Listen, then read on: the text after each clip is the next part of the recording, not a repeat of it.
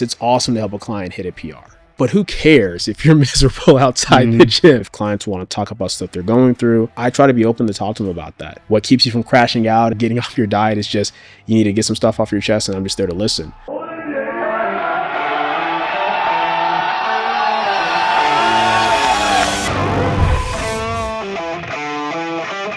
It's time to sit down, keep it real, and cut the bullshit. Welcome to Table Talk. Okay, we're going to jump right into this first question that I have. You know the algorithm, how it works. You got to jump right into the content. Of course. Then we'll get back through there. But you may be the first person that I've ever sat down with that has got into the sport of powerlifting, PR'd every year, continues to PR every year for a decade. Yeah. So, Yeah. the loaded question, how do you do that? Oh, man. Well, I guess the first thing I'll say is you have to be a little bit overly dedicated, I suppose. And you all probably also have to be willing to do more than one meet a year, for sure. Because I'm pretty sure for, except maybe one of those years, I've competed anywhere between 2 and 3 times a year. Because I try to give myself about, 5-6 months between meets if I can. But I'm also very big on, hey, if I didn't hit the goal at this meet, I don't want to move on to the next thing until I hit that goal. So I'll look for something immediately.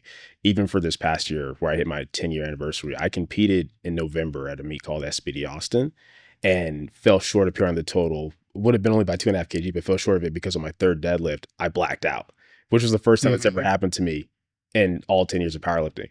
So at first I was like, oh, well, my goal was 10 years of PR on the total, but I guess it's not in the cards. But then I was like, well, we still have December. So I found another meet 4 weeks later and told my coach, I said, hey, if this is crazy, feel free to tell me. I said, but I know lifters that have done like back-to-back preps and have done like multiple meets back-to-back. I said, obviously this will be a little bit different because I tried to push myself at this one. I'm going to try to push myself really hard at this next one. And he was all for it. He was like, hey man, I know this is what you want and this is the goal that you want. So we ran the same format that we did the last meet. We just boosted my intensity up a little bit to have me a little bit more physically prepared. Definitely felt a little bit more beat up going into it, but managed to do it. And then I came out with a 10 kg PR. So I'd say one thing is just a willingness to compete more often because we're only doing it once a year. Yeah. You may get it, you may not, right? I think the other thing is that being both a lifter and a coach feed into each other really well for me, right? Like obviously as a lifter myself, I'm able to take things that I've gone through, take things I experience and apply to the coaching, but the reverse is also true. Because I work with such a large roster, typically anywhere between like 70 to 80 lifters at once, because I am constantly tweaking things with them and constantly gaining insight from the different things I'm trying with them, I have an entire toolbox of things that I'm able to utilize for myself, right? If I'm running into an issue of like, man, this doesn't seem to be clicking on squats, like, okay, well, I have 80 people where I've helped improve their squats. Let's look through that. What helped them? What may be most relatable to what I can do, right? So I think that's been huge. Of course, the fact that I have a coach who's always willing to trial and experiment things is great because it's a balance, right? When you find what works, you want to kind of be consistent with that, milk that for as long as you can. But I'm very big on there's some things working and then there's some things working really well, right? So if something's working really well, I keep that going. If something's working, but I'm like, okay, yeah, this is good, but I think it could be better, I'm willing to step away from that thing that's working and try something else. If that ends up being something that works better, awesome. If it doesn't, I can go back to what I was doing, right? So I think this balance of knowing when to stick with what you're doing and being content with the rate of progression you're making versus when something seems like it's been stalled longer than what you'd like, be willing to adjust that and try that has been huge. There's a lot of topics that I want to cover because you're, top lifter, top coach. You're in the drug tested side. Every time I say drug free, people say, drug tested, not drug free. Yeah, I mean, we can get into that crap later, but through your YouTube channel, when you say that you've tried a lot of different things, I mean, you've documented from the time you were a personal trainer, doing bodybuilding splits, and then every time you change something, it's all in there. So we're seeing all that change.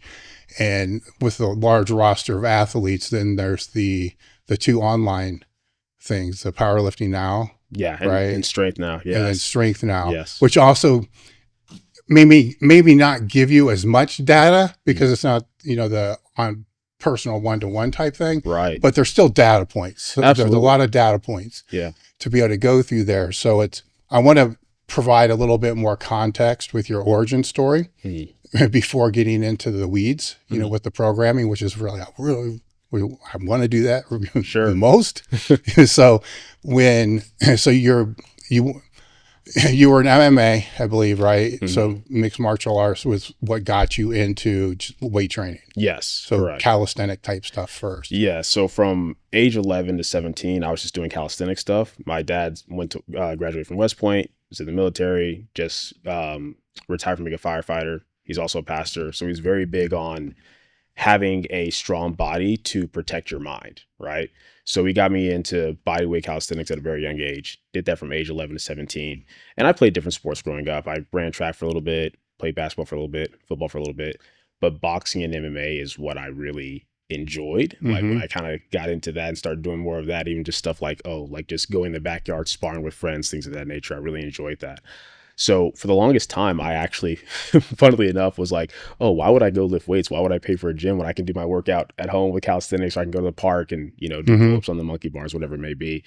But when you start getting hit and it hurts, your mentality shifts a little bit. It's like, okay, you know what? Getting a little bit more muscle in my frame would probably be good. And that's when my dad's like, well, let's get you into actually starting to lift weights. So I started lifting weights at age 17. And my entire mentality behind it was I want to be able to take a hit better and I want to be able to hit harder.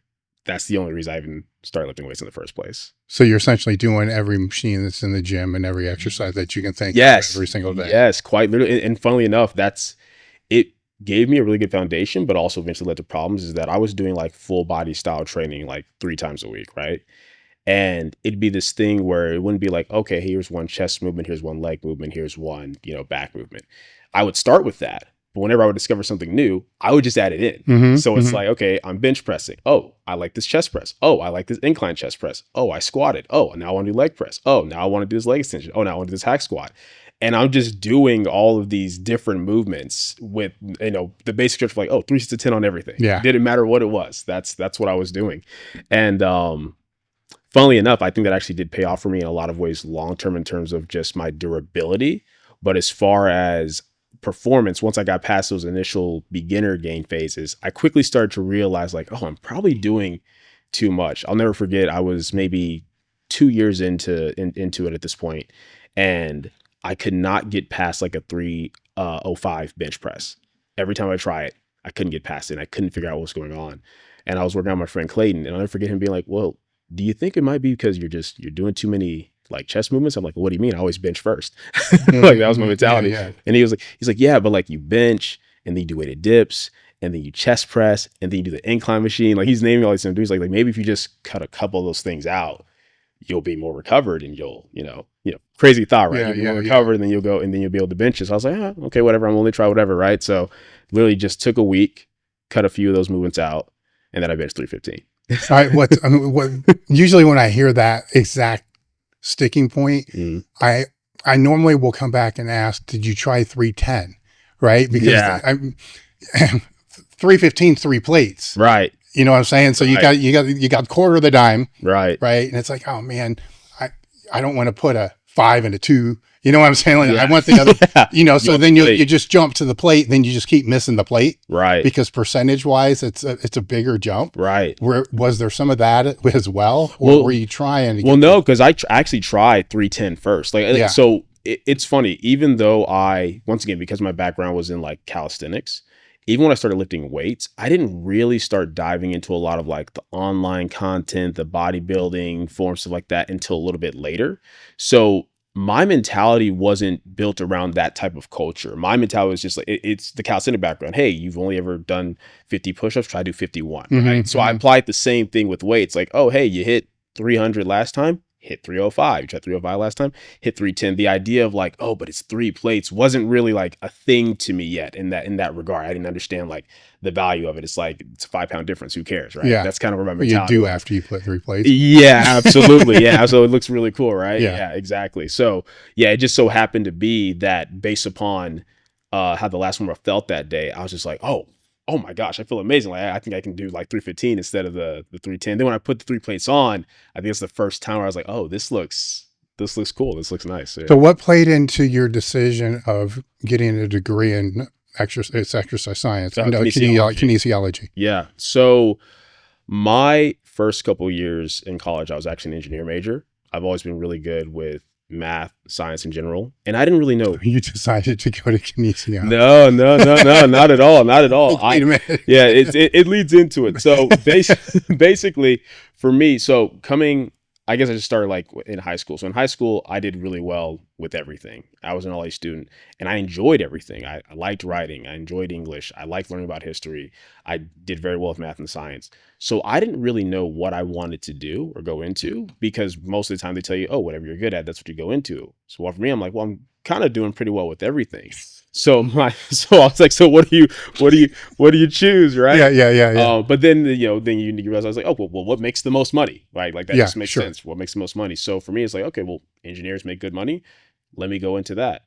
So my freshman and sophomore year, I was doing engineering, and because I had already taken certain courses in high school, I was able to take more advanced courses my freshman and sophomore year already. And I was doing really well with them, especially in terms of like a lot of the projects. I was looking at trying to go either into mechanical engineering or something involving like chemical engineering. Those what I was looking at. And I was doing really well. But whenever I would finish a project or finish a course, I felt very dissatisfied. Like I didn't care. It's like I'm doing well at this, but this is boring. Like this isn't enjoyable to me. And not in the sense of like, of course, when you have to do the work and the tests and the coursework, it's not always fun, but it'd be more so even when it's the project type stuff. And even when you do well, you put all that work into it, it's just like, wow, I couldn't care less about this. Like it just wasn't fun or engaging to me. So before transferring to University of North Texas for my junior year, I was talking to my dad about it, just being like, man, I don't know what I want to do. I'm doing all these courses and I feel like it's a waste because I've already done some of this, but I'm just not enjoying it. And he's the one who said, well, have you ever looked into kinesiology? And I was like, I don't even know what that is. And the reason why he brought it up is because like, look, you like exercise, you like working out, but you also like, math and science. He says, and that kind of is the best of both worlds, biomechanics, learning how the body moves, everything of that nature. So that might be something you want to look into. He said with that, you could, maybe you could become a trainer, get into strength and conditioning. At the time, I had absolutely no intention of doing anything involving personal training. I thought personal training was a scam. I thought it was a joke. But the idea of being like an actual strength coach for like a sports team or something, that sounded cool to me, right? So I was like, okay, well, let me transfer over and, let me direct myself towards kinesiology and see how it goes. And I enjoyed the courses. So that's where that started. That's why I ended up choosing that. It wasn't the original path I was going into with college, but I knew that if I kept doing the whole engineer thing, I was like, well, I don't care how much money I make if I hate my job. And I've always been, that's kind of always my personality type, even with like with different sports that I did. Like I said, ran track for a little bit, played basketball for a little bit, football for a little bit. It's like did well in all those things where if I would just stuck with any of them, probably could have done very well, but it's just like, I didn't enjoy it. And I was very big on like, if I'm bored, I'm not engaged with it, right? I'll do something out of discipline. Like, hey, when it comes to, practice and whatnot, I'm going to go as hard as I can. And that's what would be very surprising sometimes when I would be like, yeah, I'm not interested anymore. It's like, but you've been putting so much work and effort into it. It's like, well, yeah, you're supposed to do that no matter what. Like that's non-negotiable. If you're doing something, you do the best of your ability. But when it's all said and done, if I'm not enjoying it, that's what would cause me like, oh, let me go try this instead, right? So you're, at the time that you're making this decision, you're what, 1920? So that's very mature thought process for a 20-year-old. Yeah. So where do you think that comes from or came from? Let's think about it. Think about all the other 20-year-olds that are in college, what they're doing. Right. Let's just get through these classes because they want to do X, Y, and Z. Right. They're kind of still in the electives. Right. Just taking whatever just to get through for whatever. Right. And then maybe it catches up when they're a senior. Yeah. Yeah. My parents have always said that I've kind of had an old soul. I basically I didn't really get along with people my age until high school. And even in high school, it was like a select handful of, like, I was cool with everybody. Like I could hang out with anybody, but as far as like really being close and connecting with people, that was until high school. I've always been a deep thinker just in general. I'll never forget, like being 4 years old, I'll never forget asking my dad, like, why did God choose to make us humans? And my dad's like, well, what do you mean? He's like, well, birds can fly and lions have claws, and it's like why am I specifically a human? It's like, how do you answer that question to a 4-year-old, right? Well, to anybody. Honestly, like now we're getting to like, like the whole being and why and what is, right? But that's how I've always been. I've always been a very deep thinker. I've always been very imaginative, and it's this balance where I'm a deep thinker, but I don't necessarily think too far ahead. Like whenever people would ask us like, oh, where do you see yourself in like 5 or 10 years? I didn't like those questions because I'm like, well, I kind of want to focus on where I'm at right now. And that's the thing, when I'm thinking deeply about something, it's kind of based upon what I've experienced and what I have right now. So even when it came to making some of those decisions, it's like, well, maybe in 5 to 10 years, I would be like, oh, but you're making this much money as an engineer and you're happy. But I know right now I'm not. I'm not enjoying it. Right. But yeah, I've always been that way. Part of it might be that almost all my siblings were older than me. I have one little sister, but the rest of them were older than me. So, how many? So I have 4 siblings in total. My eldest sister, Brandy, she actually passed away from cancer my junior year in high school. She wasn't even 30 yet. But I have a little sister named Bria. I have an older brother named Marcus and another older sister named Brittany. So 3 living, 4 in total as far as siblings. But yeah, I've kind of just the best answer I can give is kind of just how God made me. That's how I've always been. And that's why I think growing up, I didn't necessarily have a lot of friends, not because I wasn't exposed to people, not because I didn't get along with people, but the things that I cared about, even at a young age, most kids just didn't care about. And the things that they cared about, I wasn't interested in. When you're, even when I was young, like even like playing with toys and stuff, it's the basic like, oh, you have this toy and this toy. Meanwhile, I'm like trying to set up a whole world in my room, trying to be like, okay, these characters are here, these characters are here, right? When video games came out, that was way more engaging for me because there's a story, there's an art, there's more to do. It makes you think a little bit. I loved using my imagination that type of way. But, basic things like, when you're young, it's like, oh, what shoes are you wearing? I don't care. I truly couldn't care less. Right. So it's one of those things where growing up in a very, 2-parent Christian household, right, where the neighborhood I was growing up in originally wasn't like the best neighborhood, right? There's that aspect of it. And then just culturally, the way I was compared to a lot of African Americans, right, made me feel different already. So it's one of these things where. What do you mean? So, perfect example. Just being younger, like if I enjoy reading, right, that was seen as a negative thing very often, right? Or if you articulate yourself well, oh, you're speaking like you're white, and it's like, what does that mean? You know what I mean, like stuff like that. My parents did a very good job of expressing as I grew up, like, hey, some people are going to treat you a certain way because of what you like. Some people are going to treat you a certain way because of what you believe. Some people are going to treat you a certain way because of how you talk, because of how you dress. But regardless, you treat everyone with love and respect. So what was the culture of most of the community that you were growing up in? Very much was more of it's kind of a mix because I was exposed to different things, but definitely more so of, like I said, if you speak properly, then you talk white, right? And not my household. My household. Yeah, well, yeah. I mean, your dad, you said, was a pastor. Yeah, right? exactly. So if, you talk white. If people, as far as being Christian about faith in God, like people believed in God, but when you really want to like really talk about it and stuff, it's like they're not as interested in it, especially at that younger age, right? Whereas I was like, that was, for me, that was the most important thing because that's what I was raised to value as the most important you're thing. A pastor's kid. Exactly. So you kind of think that they would know that. Yeah. You think that they know that. That's what I value. But so things of that nature. Well, the reason why I'm asking is because if you're a pastor's kid, then the people that are going to be surrounding your family are going to be more Christian oriented. Exactly. Right. Now they may be in the neighborhood or may not be in the neighborhood, but that would be the people that are around. Right. Yeah. So was your father like an outlier in that area? So as far as the people we would bring around, like friends and families from church, no. But as far as like my family on both sides, yes. Okay. In a lot of ways, like they're all Christian, right? They're all believers, but in terms of like, hey, everything I do, how I live, how I act, how I respond to things, it has to be rooted in this, in the word, right? No, not to that same degrry. So they're Christians, but they were not practicing. Yeah, exactly. In a lot of ways. One way to define it. Yeah. In a lot of ways. Yeah. So there's that aspect of it.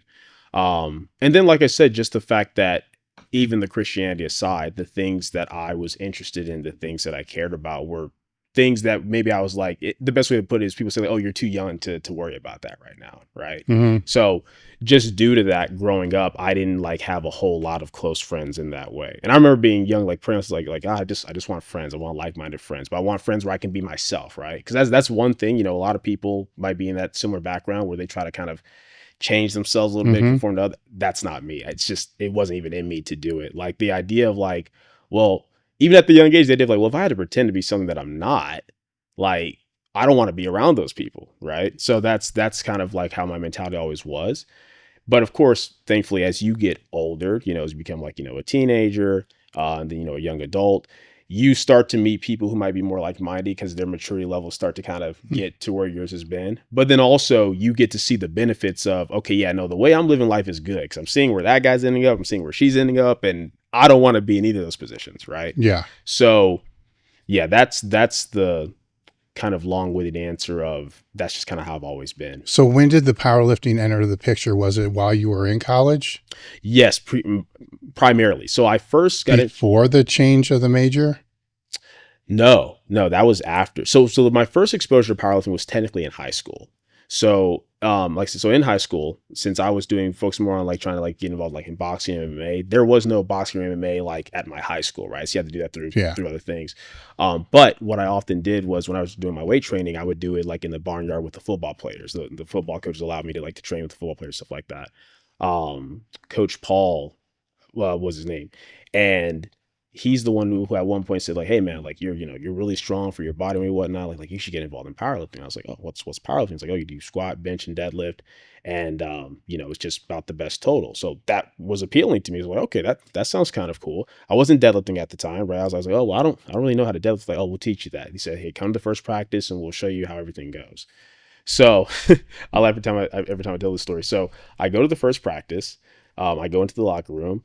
And one of the coaches, it wasn't Coach Paul, I think one of the assistant coaches was like, hey man, we're doing bench today. Put this on. And he hands me like a bench shirt, right?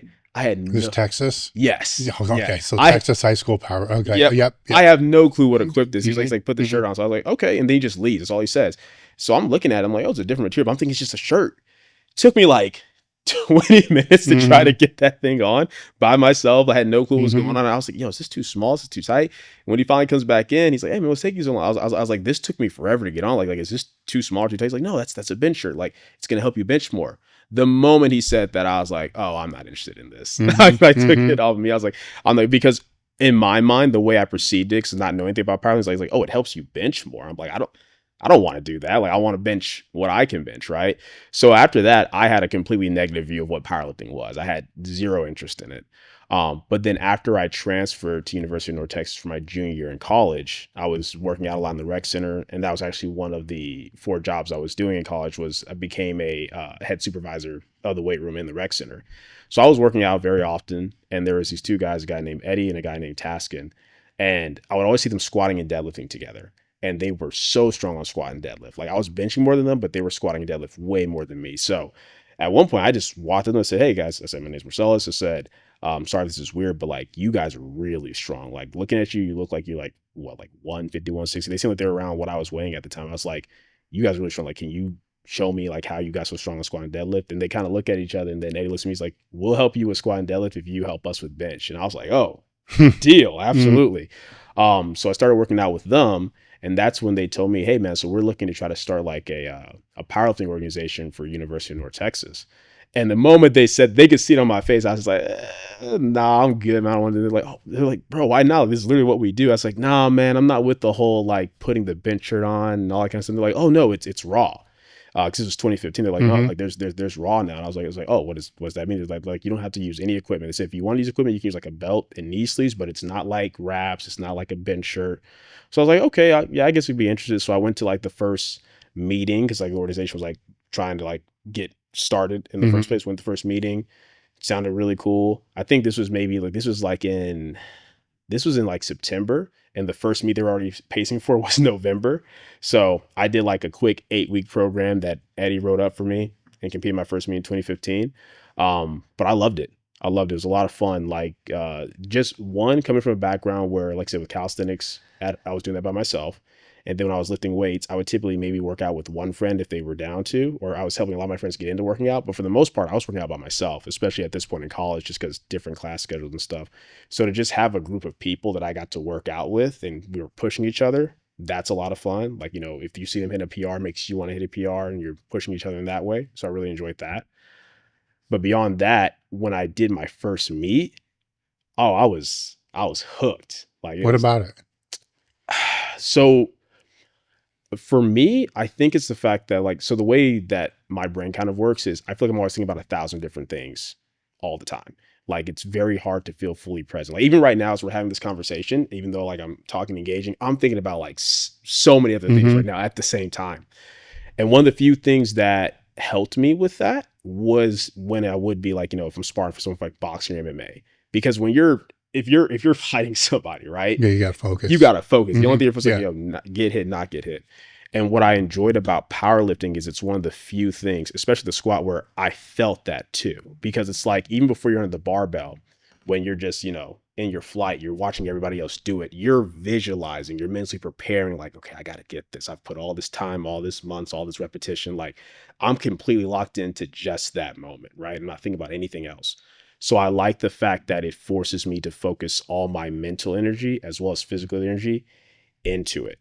I also think for me, it got to bring another side of me out that I didn't get to experience very often, where it's just like, I can't even help it. I get so hyped. Like when I'm done and I hit a PR and I rack, like I'll sometimes tell myself to try to calm down so I can save energy for the rest of the list. But if I hit that third squat, I'm going crazy. And it's just being so, I know that's because I'm so in the moment and I'm putting so much into that. I'm not thinking about anything else, that once when you stand up at the top of a squat or you lock out the bench, like the devil, whatever it is, all that energy and celebration is just right there. So I think that just really it just really hooked me into it. And I love the community aspect of it. It's one of these things where, unlike a lot of other sports where it's competitive, but also community. It's like, for me, when I'm competing against everybody else on the platform, I want to beat them just because I'm stronger than them. I don't want it to be that they're hurt. Yeah. I don't want it to be because they even missed a lift. I want you to hit your lift. I just want to be stronger than you. Right. So I like that aspect of it as well. So it was a lot of fun. I think there was something about, wow, me and all my friends, like on this small organization, this team, we prepped for this together. Now we're all doing this meet together. We're supporting each other. We're getting hyped for each other, getting hyped for ourselves. I just love the environment of it. And I think that's what got me hooked after I did it that first time.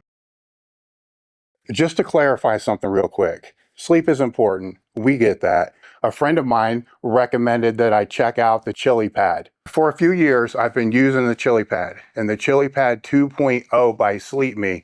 It's a water-based mattress topper that works with your existing mattress. It cools or heats from 55 to 115 degrees. The nightstand remote with the ChiliPad 2.0 automatically kicks in when you get into the bed. The new 2.0 is quieter, the tank is bigger, the topper unzips for washing, and it's built with waterproof protection. ChiliPad 2.0 is designed and assembled in the USA and comes with a 2-year warranty. So go to sleep.me/tabletalk and get $255 off. Free shipping, 30-day trial, free returns. So that ability to focus, did that,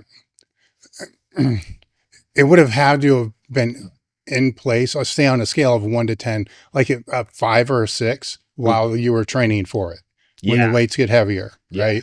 And then, if I'm understanding what you're saying correctly, on the meet day, that was then like a 10. Yes. Right? And it's like, oh, this is like the highest amount of distraction, focus, right? So it's, they're kind of the same thing, just disguised in what it is. And because you can see that through the just training in general, but from my assumption is you weren't getting that from the training that you were doing before. Yes. Maybe if you're trying to beat your set of chin-ups or whatever for the last 4 reps or something, Yeah, exactly. It's a different mental focus. Like if I'm doing reps on like, on the pull-ups, right? Even if it's like, oh, I'm really trying to get this set at 30 and I'm locked in, but I'm still, the fact that I'm counting the reps, the fact that I'm thinking about, okay, oh, I just hit 20, I'm 10 reps away from the 30. Like I'm still having all these thoughts as I'm doing it, right? When I'm under, 250 kg, right? I'm not thinking about anything. Like, it's like, I'm all there. I'm just locked into that. Like, how's the weight feeling on my back? How's the walkout feel? Like, I'm just completely zoned into that. Even it's funny because even like with the judges and waiting for the commands, that's more just automatic at this point. Mm-hmm. I'm not actually really listening for it. You know what I mean? It's just habit because I'm so locked into just me and the barbell. And yeah, it's something where I've learned to kind of replicate that in my training. That's something that's actually very useful for me, especially on like my heaviest sets of training. I've learned to kind of tap into that. But ordinarily, it's not something that I felt, at least before that point. Now, with your YouTube channel, did that start before the powerlifting? Because it kind of looks like it did. To a degree, yes. So I actually didn't start my YouTube channel until 2016 after I graduated from college. And I started powerlifting in 2015. But the thing is, like I said, so I did 8 weeks of that prep, right? And I did my first meet in 2015. And then before I graduated, after that meet, I went back to just training, however, just doing whatever workouts I wanted to do. And then I did the same thing about like 8 weeks out, got on a random program. Then I compete again in my second meet in 2016 before graduating.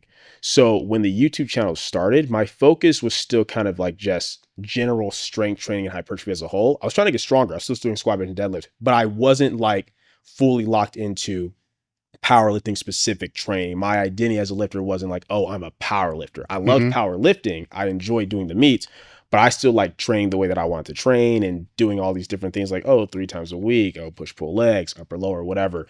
And I would always incorporate squat, bench, and deadlift because I was like, hey, I want to get stronger on these.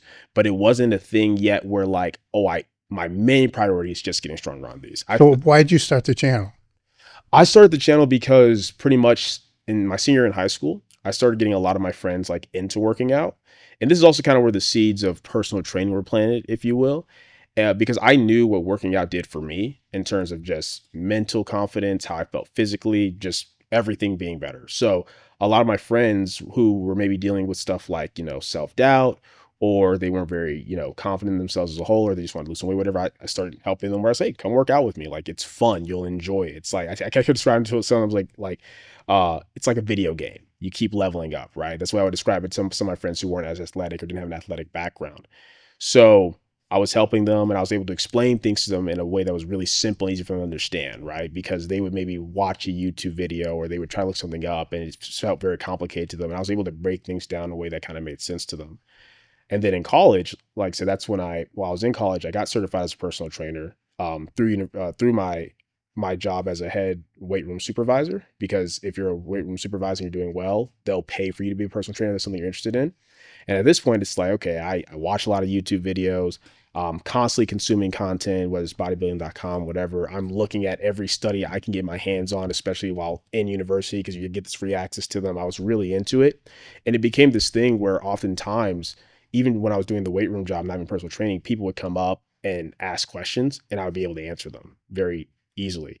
And a lot of people from both my senior and high school all the way through college were saying like, bro, you should start like a YouTube channel. Like, you're good at taking these things and just breaking it down really quickly in a way where I can just take and apply it. I didn't do it while I was in college because I was taking 12 to 15 hours a semester. I was working 4 jobs my junior, senior year. But it was kind of in the back of my head. And that's even where the name, the Swolefessor, came from, because a bunch of people at the rec center was like, man, you're kind of like a swole professor, man. Like, you really know how to break this stuff down. I said, but I see you getting after it, right? And that was kind of the balance for me too, is a lot of content that I saw at the time was either people who, quite frankly, didn't practice what they preached or look like they lived, and they can break all this science down. But it's this rhetoric where if that's not your field, you don't know what they're saying. Mm-hmm. But then on the flip side, the people who seem like they're more straightforward are a bunch of like these really giant roided up dudes where it's like, they're saying, oh, this is what you do. And it sounds really good, but it's like, well, yeah, that applies to you, but how well does that work for your everyday average lifter, right? So once I was in my final year, like in 2016, and I got into personal training, which, like I said, at the time when I got certified as a personal trainer, my mentality was, okay, this can help me make more money on the side. I think personal training is kind of a joke, but let me just get into this, help avoid student loans. And I ended up falling in love with that process as well. But essentially what ended up happening was, as I was going through that, that's when I was like, okay, you know what? I am going to make a YouTube channel. I had no expectation of it becoming anything. It wasn't to make money off of it. It wasn't to become a full online coach or trainer. Because funny enough, when I started personal training, I thought online coaching was a joke and a scam. Mm-hmm. So basically my mentality with it was like, I just want to put out free information that helps people. Like I really got a lot of satisfaction from that. I'm also very big on like, your life is your ministry. So in any way I can help people, of course, first and foremost by spreading the gospel, but just helping them in their life. If you have knowledge to do that, you should. So I was like, well, I've seen how I help my clients through personal training. I've seen how I've helped my friends by breaking things down simply to them. So I'm just gonna start putting content out there over that. So that's where the whole like, I'm here to educate you on health, fitness, and social well-being. That's how I start off every video, right? And then at the end of each video, it's like, hey, keep it simple, specific, scientific, because I felt like that was the balance missing. It's like, I want to break things down in a simple way that's easy to understand, that's easy to digest. I want to make it specific to the individuals that I'm talking to, but I do want it to be scientific where, hey, you don't have to just trust what I'm saying because, oh, I'm stronger than you or I'm bigger than you, whatever it may be. It's like, I can show you the evidence for what I'm saying, but let me break it down in a way that makes sense to you. That's well, what's cool about it is I was going through it is you can see your whole powerlifting career. You can see your whole coaching career. Yeah. I mean, you can see your whole business career. You Yeah. can see all of it from day one, which I think is super valuable because a lot of people online will see the end result, right? And then aspire for that end result, but not know what really went in to the end result. It's like, I say this to everybody, right? With everybody's YouTube channel that has a following that's putting out good education, go clip on the tab that says oldest. Yeah. Right. And then just, there's a lot there, man. Yeah. And it's embarrassing for us all, right? Sure. Because it's all out there, but it should be super aspirational for anybody that's thinking about it. Because like, you think this has to be perfect. I mean, this dude's you're in a backyard doing like in my parents' backyard. In your parents' backyard doing like pull-ups, and you're just figuring it out, and kind of going through that whole thing. So at what point then did the powerlifting become the priority it is for you now? Ooh, let me back that up. The priority it is for you when it was, because you have 2 kids, right? So I'm going to assume it was a little bit higher priority a couple of years ago. Sure. So at what point did you decide that that's where you wanted it to go? Yeah. So I think for me, before it became a priority in terms of anything related to coaching, it first became a priority for just me as a lifter. Because I said, when I was doing the YouTube thing, I wasn't doing any online coaching initially. I wasn't even putting out free programs or programs yet at that time. That was a little bit later, like a year or so into it. But essentially, like I said, so I did that second meet in 2016 before I graduated. So at that point, I was like, okay, cool. Did a meet in 2015, my first meet, I won. Did a meet in 2016, my second meet, I won. I did another meet a few months post-graduating in 2016. It was my third meet, and I won. And I think that's the first one that's actually like on the YouTube channel where I get to take everybody through it. So at this point, I'm feeling like, oh, cool. What I'm doing is working. The way I'm kind of doing my own thing, it's working well. But then it was in 2017, I did a meet. It was in Fort Worth, Texas, and I was in the primetime session of that meet. And a few weeks before, I met a guy named Michael C., who now is, one of my longest term clients, as well as one of my closest friends. And we met at, what was it? It was the Europa Fitness Expo. And he actually recognized me from my YouTube channel. He came up to me and I'll never forget this because, mind you, Michael is like an inch or two shorter than me, right? But he comes up to me and he's like, hey, excuse me, are you the Swolefessor? So I turn around like this because I'm expecting some big dude to be behind me. But Michael just has an incredibly deep voice. And I was like, oh yeah. I was like, hey man, like I like your YouTube channel, I like your content. I found you actually because you did like a video with Russell Orhe and just wanted to introduce myself because I appreciate what you do. So I was like, oh yeah, nice to meet you. So we talked for a little bit. And I actually invited him to train with me at the Pump Chasers gym because I was a Pump Chase athlete under Chris Jones at that time. And when we were working out together, we actually found out that we were signed up for the same meet. So then I end up, going to his profile and looking through his stuff, and I'm like, oh, this dude is strong, right? This dude's very, very strong. It's like, and I was thinking, it's like, am I gonna lose? Like, am I gonna lose for the first time? I was like, nah, it's good. Like, I'll be fine.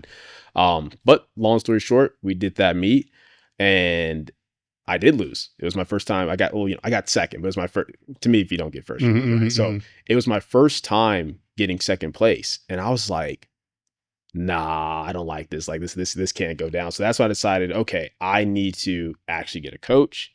I need to actually get more specific with powerlifting and really focus on this, right? Because now it's like, cool, what I was doing before was working, but now in my mind, it's not working. Not because I didn't PR, I still PR'd, but it's like, I didn't win, right? So I'm like, okay, I can definitely be doing more. So that's when I started getting way more specific and like watching more powerlifting specific content, trying to learn more about it, trying to see like, okay, who do I want to, to be my coach and whatnot.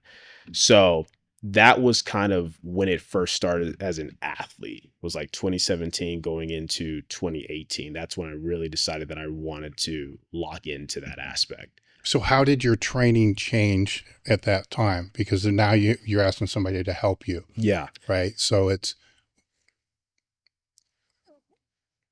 on a broad sense, because we'll get more granular here in a little bit, but on a broad sense, did it go from lower frequency to higher frequency, or from higher frequency to lower frequency? What were the... Yeah, for sure. Well, one, I realized that a lot of what I was doing was taking, which I still do and still incorporate, but I was taking a lot of concepts that applied maybe more to hypertrophy or just general strength, and was just applying it to like squat, bench, and deadlift. I wasn't being as specific as I could be. So that is one thing that changed for sure. I think at the time I was squatting twice a week. Typically, if I was squatting 3 times a week, one day would be like a front squat or something like that. So the frequency changed. I was low barring twice a week, and then that third day would be like a high bar squat day, right? For bench press, instead of just benching twice a week, I was benching like 3 to 4 times a week. And then with deadlift, I think at that time I was only deadlifting like once a week. And I would also just go back and forth between conventional and sumo, thinking like, oh, it doesn't matter. They carry over to each other. But my coach was like, no, you need to pick one. You need to like stick with it. We need to get really, really good at whichever one you stick with. So that's where a lot of it changed, was getting like higher frequency, getting more specific on the big three, while still, thankfully, like the way my coach was still emphasizing a lot of hypertrophy work in the form of the accessories. But even the way the accessories were, less random, less sporadic, doing movements that actually have more direct carryover to the big three, right? So it's like, hey, instead of doing like this random, leg press, you're going to belt squat. That's going to carry over to your squat a little bit better. Instead of just, switching out whatever movement you're doing like every few months because you're bored. No, you're going to do this dumbbell press. You're going to get really good at it. You're going to get really strong at it. So things of that nature, as well as just learning a lot of things from a technical standpoint that I simply was not thinking about at the time, as far as like, I wasn't using leg drive on bench press or anything like that. I was one of those dudes where I was like, oh, I'm not doing that. I'm not getting into an arch position. Like, what are you talking about doing that? I wasn't thinking about like, my squat positioning in terms of like how stacked I was or properly setting my brace. I'm just getting the bar, I'm breathing big, and I'm trying to squat. I wasn't pulling slack out of the bar on the deadlift. I wasn't doing any of those things, which is hilarious to me to say now when I think about it. But yeah, I wasn't doing any of those things. So I think the biggest changes were having someone to actually like take me through the technical things to think about to become a more efficient lifter, as well as looking at my programming from like a block perspective instead of just like a week to week perspective as well. Okay. So that was laying the foundation from the template that you would still be working from today? Yes, in a lot of ways. Yes, absolutely. Okay. Which is, I want to pick just certain words just to make sure we're on the same page when it comes to programming and so forth. Sure. So a block to you would be what, 3, 4, 5 weeks, right? Correct. All right. So, and I'm also doing this for the audience as well. Sure. So it's when I would say workload, how would you define workload? So if I'm looking at workload, I'm looking at the sets times the reps times the weight on the bar. Okay. And then what would be work capacity? Work capacity is your body's it's pretty much how much total work you can do, recover from, and positively adapt to over time. Okay. I want to expand on those two a little bit, because as we continue to talk about training, because frequency is a big aspect of the variables that the drug tested side works from. It's a big one. And a lot of that's based upon work capacity. And a lot of times through discussions, I think people that are listening will confuse work capacity with workload. Yes, absolutely. Right. So it's important to define those, right? Yeah. Because the work capacity, and I've joked about this several times, can be scaled slowly over a long period of time. Look at how some CrossFitters train. They're training 8 hours a day, and they didn't just start doing it. Right. And this comes into play when we're talking about higher frequencies, right? Because I'm sure you've heard it. A lot of people will say there's no way somebody can squat 4, 5, 6 times a week, right? No, probably not if they're doing once a week for 4 years, right? They, but it's based upon work capacity, Exactly. right? So work capacity lowers, the other's going to have to lower. Intensity is general. I would describe that as a percentage of a 1 rep max. Yep. Right. Effort. I kind of look at effort is what you would put into submaximal weights, like accessories, because you can't RPE that the same way you do. I mean, what is like 60% for 10? Like what's that even mean? You got to go off effort. Exactly. For that. RP. Yeah. And then volume I look at is sets times reps. So weight. Okay. So we're all on the same. Correct. I just want to put that out there because, it does still get conflated. Absolutely. You know, where, especially the work capacity and workload. Yeah. Well, your timing of that's actually perfect because quite literally like this month just released on Project Now, my video is all about work capacity. And I was explaining not just what it is, but what it's not. Right. Yes. Because it's important to know the distinction. Like, for example, the example that I gave is like, let's say for the sake of argument that your squat starts to slow down. Right. And you realize, oh, you know what? I just need a little bit of extra volume. I just need to add a set here and I'll be good. If you're able to add that set and immediately get the benefits of it, that's not increasing work capacity. You already had the capacity to do that. That's just increasing workload, right? You increase the total workload you're doing that you already had the capacity to do, and now the needle keeps moving. But if it's a thing where you're like, okay, I need to get more squat work in. I'm already maximizing what I can do on these 2 days, right? Okay, let me bring in a third day. You come in, you try to do that third day, and it wrecks you. You can't recover from it. So you realize, okay, you know what? Let me start off with just one set on that third day. Or maybe let me start off like with a belt squat and slowly transition that into actual barbell squatting. And that takes you time to do. That's a way of building work capacity. Or if it's something where it's like, you know what? My technique is on point. My biggest limiting factor is like my legs just aren't big enough. I'm going to actually remove this third squat day, put a hack squat there, and I'm going to focus on really trying to build some size in my legs over time. That's hypertrophy, something that takes time. That's a way of raising work capacity. So basically, when there's a certain amount of work that you need to do to progress, but you're not able to do that work, that's when you need to increase your work capacity, which isn't the same thing as just, oh, I can already add this in and get the benefits. You increase workload, but your capacity already could handle that. Yeah, that can get dicey though. Because, I mean, with your... that's where the art comes into it, because with your example of the hack squat, you know, you can throw that in there, but the load of what that's going to be, even though it's stabilized, is high, right? And so we'll get into the weeds on how you calculate all this. Yes, because that can then throw that workload, you know, way out of whack. Because they're using 600 pounds for 3 sets of 10 or whatever it's going to be. You know, 6,000 extra pounds, but is it? You know, it's like, how do you break it all down? So if I'm looking through the programs that I saw that you had online, if we look at each training day, there's the main segment, like the main movement, right? And then there's a supplemental movement, which could be the main movement or a variation of the main movement, right? And then it falls into the accessories, and then that's basically it, right? How it breaks through. Yeah, more or less, yeah. It's the same as every other program in the world, right? So when we're talking about workload, right? And we have these 3 segments, right? Segment A, the main lift, B, supplemental, C, accessories. Are you looking at that workload through the full day, which yes, everybody does, but through each segment independently? Like here, because most will with segment 1, maybe segment 2. Like the main thing, yes, everybody does that, or they should, right? But when you get into that secondary movement, are you looking at, when you structure the program, how that waves? Yes. And is that waving kind of independent of the main thing, or waving in conjunction with all the other things? Yeah, you know, great question. I am a very big believer, especially in the way I program, like, which, like you said, let's say you have like your main movement, your supplementary, the accessories. It's all collectively together, right? Yeah. We look at different portions for different things, right? Like I understand the fact that a set of squat is going to hold a different value than a set of leg press.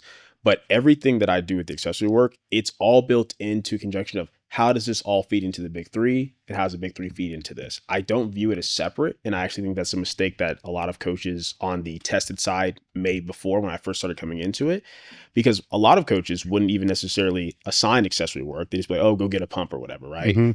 Well, that's a problem, because if you're expecting, hey, here's how much work they're doing on the bench, I'm expecting this type of result, but you're not accounting for the fact that they're going RP9 on their dumbbell press, that's a problem, right? I also think it's understanding that the basically the way that we can break down my mentality with programming, right? And this is one example. There's lots of ways of going about it, but you can basically look at it as like, okay, that top set that we're getting on, whether it's a squat, bench, or deadlift, right? We're using that top set to get a certain intensity exposure, to get certain skill practice with heavier weight. And there's this baseline stimulus we're getting with it as well, right? Even if it's just one set, a set of 3 with any type of weight, that's workload being done, right? The back down sets, we're coming in, we're doing that to get our baseline of volume, our baseline of work, right? It can be more submax because we already got that intense exposure from the top set. So we can focus on putting just good intention and more submax work to get that baseline of volume that won't beat us up as much, but reinforces good skill practice. Then the accessory work that we do when we come in, whether it's because I categorize accessories differently. There's accessories that are like secondary stimulus. Those are ones that could be more directly supplemental to the big 3. There's accessory work that is more like purely just for like a hypertrophy perspective. And there's accessory work for health. But with all that accessory work, let's say it's a secondary stimulus for hypertrophy, we use that and push that closer to failure to bridge the gap of how submax things are on the back downs, right? So with the way I program, I have to look at it all collectively, because how much accessory work I even give somebody is very much dependent on, well, how much are we doing on the main lifts in the first place, right? Mm-hmm. How hard we need to push that accessory work can depend on, well, how hard are we pushing the main lifts on both the top sets, the back downs. So even though I understand these have different values, and the way that I'll look at total sets across a muscle group is different than how I'll look at total sets on the squat itself, it all feeds in together collectively. So that's how I look at it. I just want to take a moment to let you know about our crew. What our crew is, it allows the show to stay independent, and it's the reason why the podcast is still here now. The podcast is free to listen to, but it's not free to produce. It keeps going because of the sales through elitefts, our show sponsors, but more importantly, our crew members. The reason I love this is for many reasons, is it keeps the show independent. So I can pick who I want to speak to. I can pick what topics I want to speak to, and I don't have to be accountable to anybody. I just go off what the crew members want and what the audience wants, and I don't have to deal with all the other bullcrap that's associated with the podcast world. In return, what you get with the crew is ad-free episodes that are released a day ahead of time. You get access to our Discord community, which has AMAs, like 60 ebooks. We try to put a new ebook out every single month. Access to our coaching community with form checks, training Q&As. It also gives you invitations to our training retreats that are out here in the gym once or twice a year. 76% of all the people that joined in 2022 are still members now. Right now, you can either go month to month or get 2 months free with an annual plan. Just look for the link in the description, look at the QR code, or search elitefts.com crew and join today. It means a lot. Okay. There was a time when I was tracking my training to where, each one of these blocks, I overanalyzed the crap out of everything, right? Mm-hmm. So and there was like, that main block's usually going to be the higher intensities, mm-hmm. Say 85% up, right? So then what's the total workload in the 85% up across the board for mm-hmm. a week, for a day, and so forth. And then when you get to the accessories, it's like 60% down or whatever. And then what percentage of all that makes that whole? It's just basically just playing with all these different things. And what most people discover, what they don't know they discover, mm-hmm. is if there's only 100% for the day, mm-hmm. right? Mm-hmm. So if they end up doing 20% more on the accessories, mm-hmm. then it's going to impact, it goes to, now it's 120. Yes. Now it impacts that next training day, but they think it was the main thing mm-hmm. Mm-hmm. that did it. And it was these other two. Exactly. It could be as simple as 2 extra sets to failure that you did with your tricep push down. Absolutely. And now your bench is screwed up, but you think it was because of the main, mm-hmm. which wasn't. You added too high of a percentage of total volume right down here, where that people think in terms of, let's just add another set, mm-hmm. right? Or let's just add 2 more sets, 8, whatever, right? Instead of let's add 2 more reps mm-hmm. on one of those sets, mm-hmm. right? And it's, especially when you're dealing with higher frequency type things, mm-hmm. that plays out, man, because Yes. you could be training the tricep accessory 3 times per week, Mm-hmm. 2 more sets of 10 on each one of those days, 10, 20, 60 Mm-hmm. extra It all adds up reps, together. you know, where it really could have just been like 7 Mm-hmm. extra reps. And Mhm. this matters, Mm-hmm. you know, and it's getting into the weeds a whole lot, but Yeah. it matters. So I think what happens is people will make the mistake there, right? And it could just be simply they're training with somebody else and they're in the environment and they're and getting it all through, and then they start chipping it away. Mm-hmm. And then over a year, now there's no more accessories, Mm-hmm. right? Or the story, the best analogy I like to say is somebody gets really busy, right? Super busy, just life and everything else. So they go in the gym, they hit their main thing, they hit the back down sets, the supplemental, they just get out. And they're in this little funk for 2 or 3 weeks because of work or whatever. And woof, you know, their strength just takes off. And then like, oh my God, I don't need to do all this. Right. I was overreaching this whole entire time. So they just quit doing it. Mm-hmm. And then 6 months later, all their numbers start falling because the workload, work capacity, they peaked. Exactly. You tapered off. They tapered off. Right? Yeah. And they didn't know that, but then they get stuck. Mm-hmm. This happens a lot in the multiply world for sure. Right. Because time with gear, putting all that crap on and all the other stuff, it takes longer. Sure. Right. So all that stuff gets chipped out. Then the next thing you find, they're doing 2 work sets, maybe, and then they're done. Yeah. And then they wonder why 2 years later they're going nowhere. Right. Right. So they don't grasp that there's a difference between what you're going to do to build your strength versus expressing that strength. Like you said, you taper all that off. And you got a huge like expression of that strength because, oh yeah, all that workload you're doing with fitness also comes fatigue. You're building your fitness up, but fatigue goes with it. You drop a lot of that fatigue by tapering off those accessories. Oh, I'm so strong. Like you said, now I'm just gonna keep doing this. But now you're not doing enough workload to keep building up that fitness, right? Like, you know, everyone's scared of fatigue. It's the boogeyman, but we know fitness and fatigue go hand in hand, right? It's like, which ties back to work capacity. Exactly. Right. Exactly. So if you get somebody, if you intake somebody, and I would assume correct me if I'm wrong, the general person you're going to intake's already going to be on higher frequency, probably 2 or 3 training sessions per week per movement. And so you bring them in and then you start to fold them into, you know, the template that you use. Because every coach uses a template. I don't care who they are. If they tell me they don't, they're lying. There's a basic template. There's a lot of variation to the template. Of course. A whole lot. But otherwise you couldn't work with even more than 5 people. Yeah. Right? There has to be a structure you start with. Sure. And you adapt that over time to the individual. So I always tell people a good structure is an adaptable one, but you have to have something. Yeah. Like I actually say it on my consultation calls. I tell clients, I was like, listen, we know what the issue is with cookie cutter program. If I give everyone literally the exact same everything, you're going to run into some people where it works, some people it doesn't. But if I have this mentality of like, oh, you're an individual, we're just going to start from scratch. I'm going to disregard my previous experience, my training knowledge, your past experience. We're just going to do everything from scratch. That's pointless. That doesn't make sense. I'm just like, based upon the information you're bringing me, based upon like what you've already told me, what you've done program wise, based upon what I've done with my 74 kg male lifters, typically, we're going to use that as a base format. And then as we get more data over time, we can tweak that to be more specific to you. Yes. Well, plus if it's all, and it is individualized, so I don't want to make it sound like it's not individualized, right? But it's kind of not. If it's all individualized where everything's completely different with every single person, you have no data points to work from. Exactly. Right? They're all over the place. Exactly. You know, and your engineering brain would freak out because you have no dots to connect, right? Yeah. And so somebody comes in and it's far off season. They have nothing coming up. So this is not like meat prep. Where do you start with trying to lay down their basic foundation because you got to kind of see where their work capacity is for real, because they're going to tell you things and show you things, and typically it's never real. Right. So you got to kind of like fold them into this transitional phase. So what does that look like? Yeah. So my first macro cycle with a client, and just for the audience, so a block of training, I just define that as a mesocycle.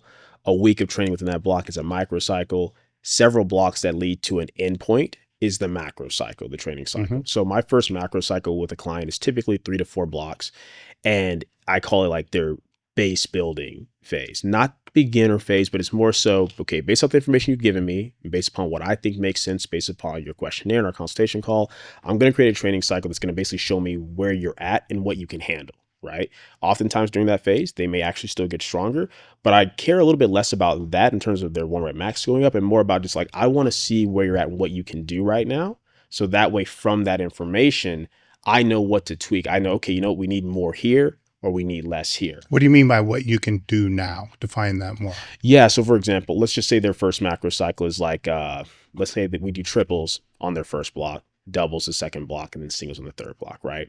It allows me to see where they're at on the big three. Yes, as far as like your general type of strength, but also with the work that I'm giving them in terms of like the total sets that they're doing, the accessory work that they're doing, it allows me to see if they can handle that based upon what they're giving me information wise and what I think makes sense for me. It allows me to see like, okay, you can handle this and make good progression from this versus, okay, you kind of stay in the same spot, or, oh, you actually seem like you regress, like you got beat up more and more. And the reason why I like using that as a start plate of like triple, double, single is because I can see from how that's trending from the first block of triples, the block of doubles, to the block of singles. Those topses are giving, they're not just for senior performance, they're an indication of if what we're doing is working. Are you recovering well? Or does it seem like based upon what you hit for the triple, and then what you hit for the double, does it seem like you actually got stronger? Or are you around the same point?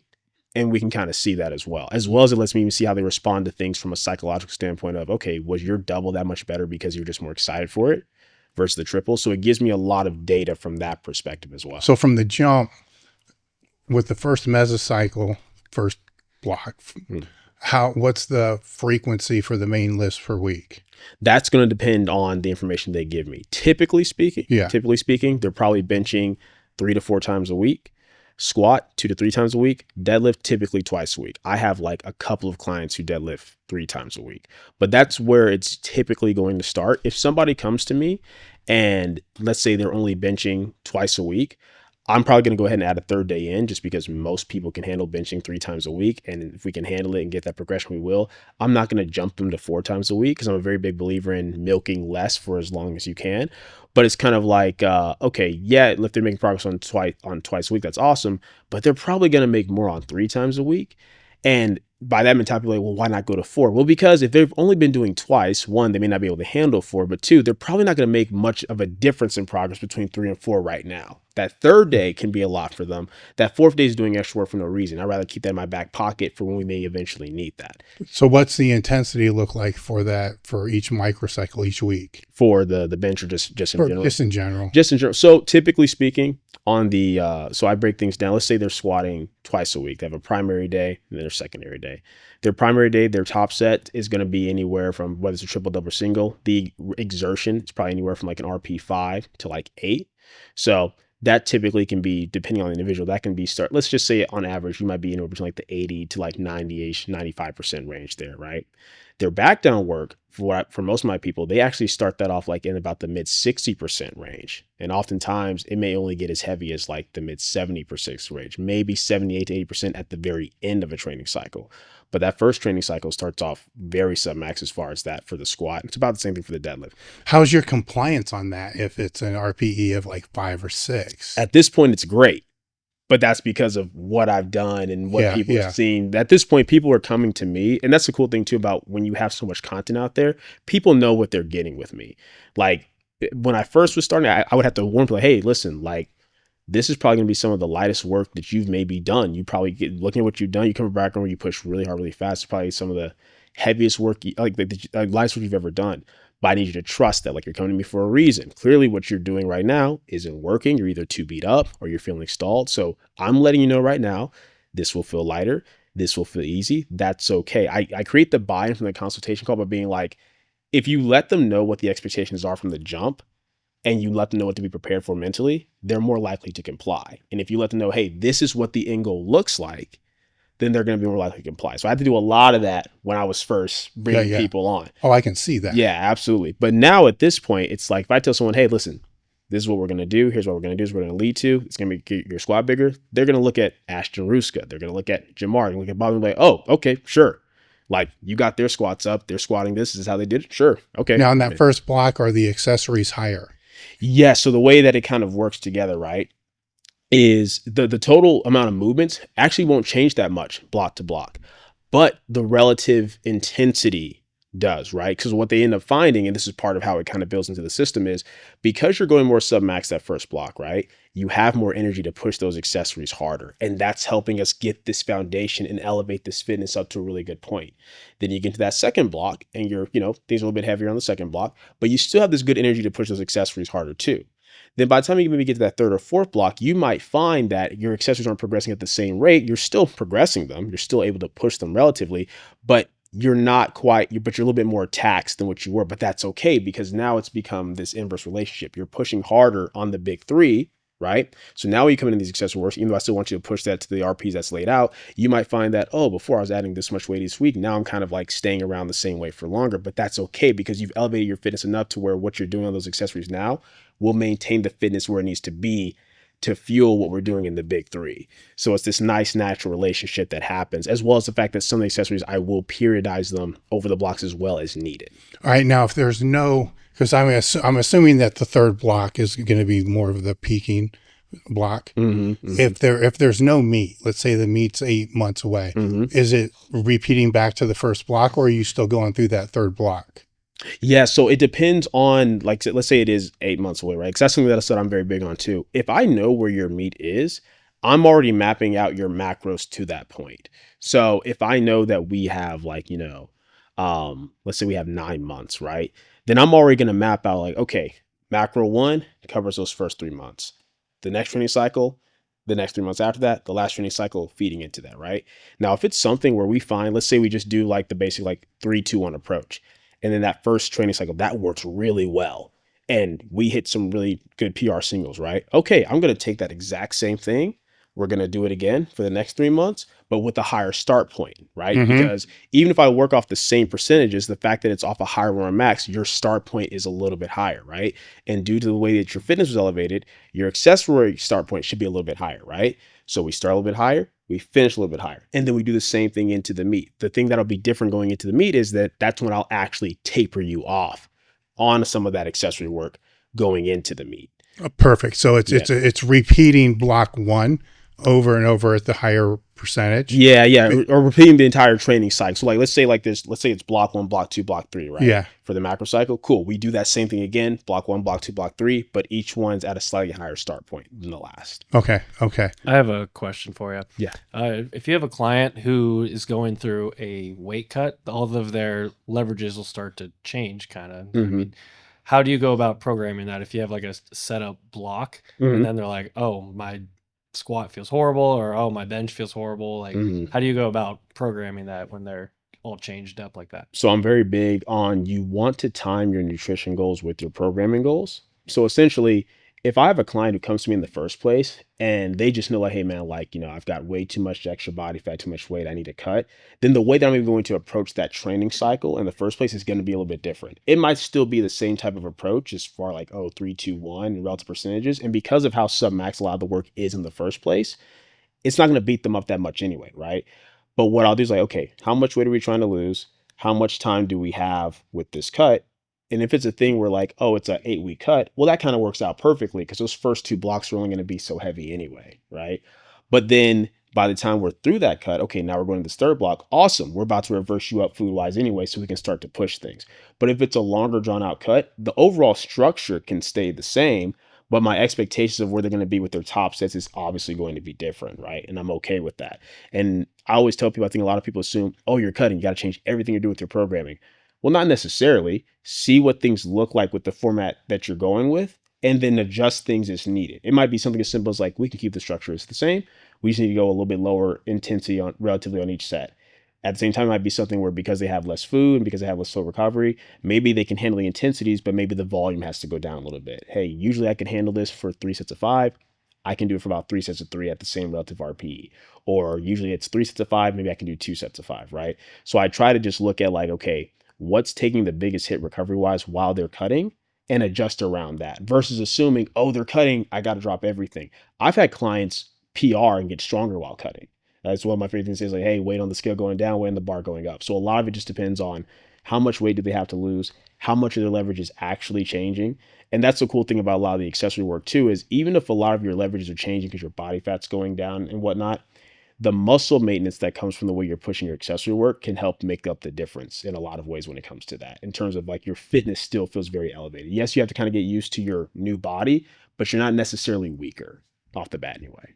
Kind of sounds like auto-regulating based on kind of, is that safe to say? Yeah, a lot of it is with as far as like the top sets. That's why I'm a very big believer in like mixing both. We call it a variable percentage-based training, where it's like we have RPE, we have assigned 1 rep max for some sets, and then we have ranges. That's something that helps a lot. Is for most of my clients' top sets, they may have like, oh, hey, here's your top set RPE 6. Here's the range of about where you should be weight-wise. If you're feeling really good, you'll probably take the higher end of that range. If you're feeling kind of moderate, you'll probably be in the middle. If you're not feeling great, the lower in that range. And if I'm pacing their workload out correctly, then even if we're cutting, right, where our recovery is not as high because of it, well, that's what that low end of the range is for. It accounts for that. All right, yeah, that's good, yeah.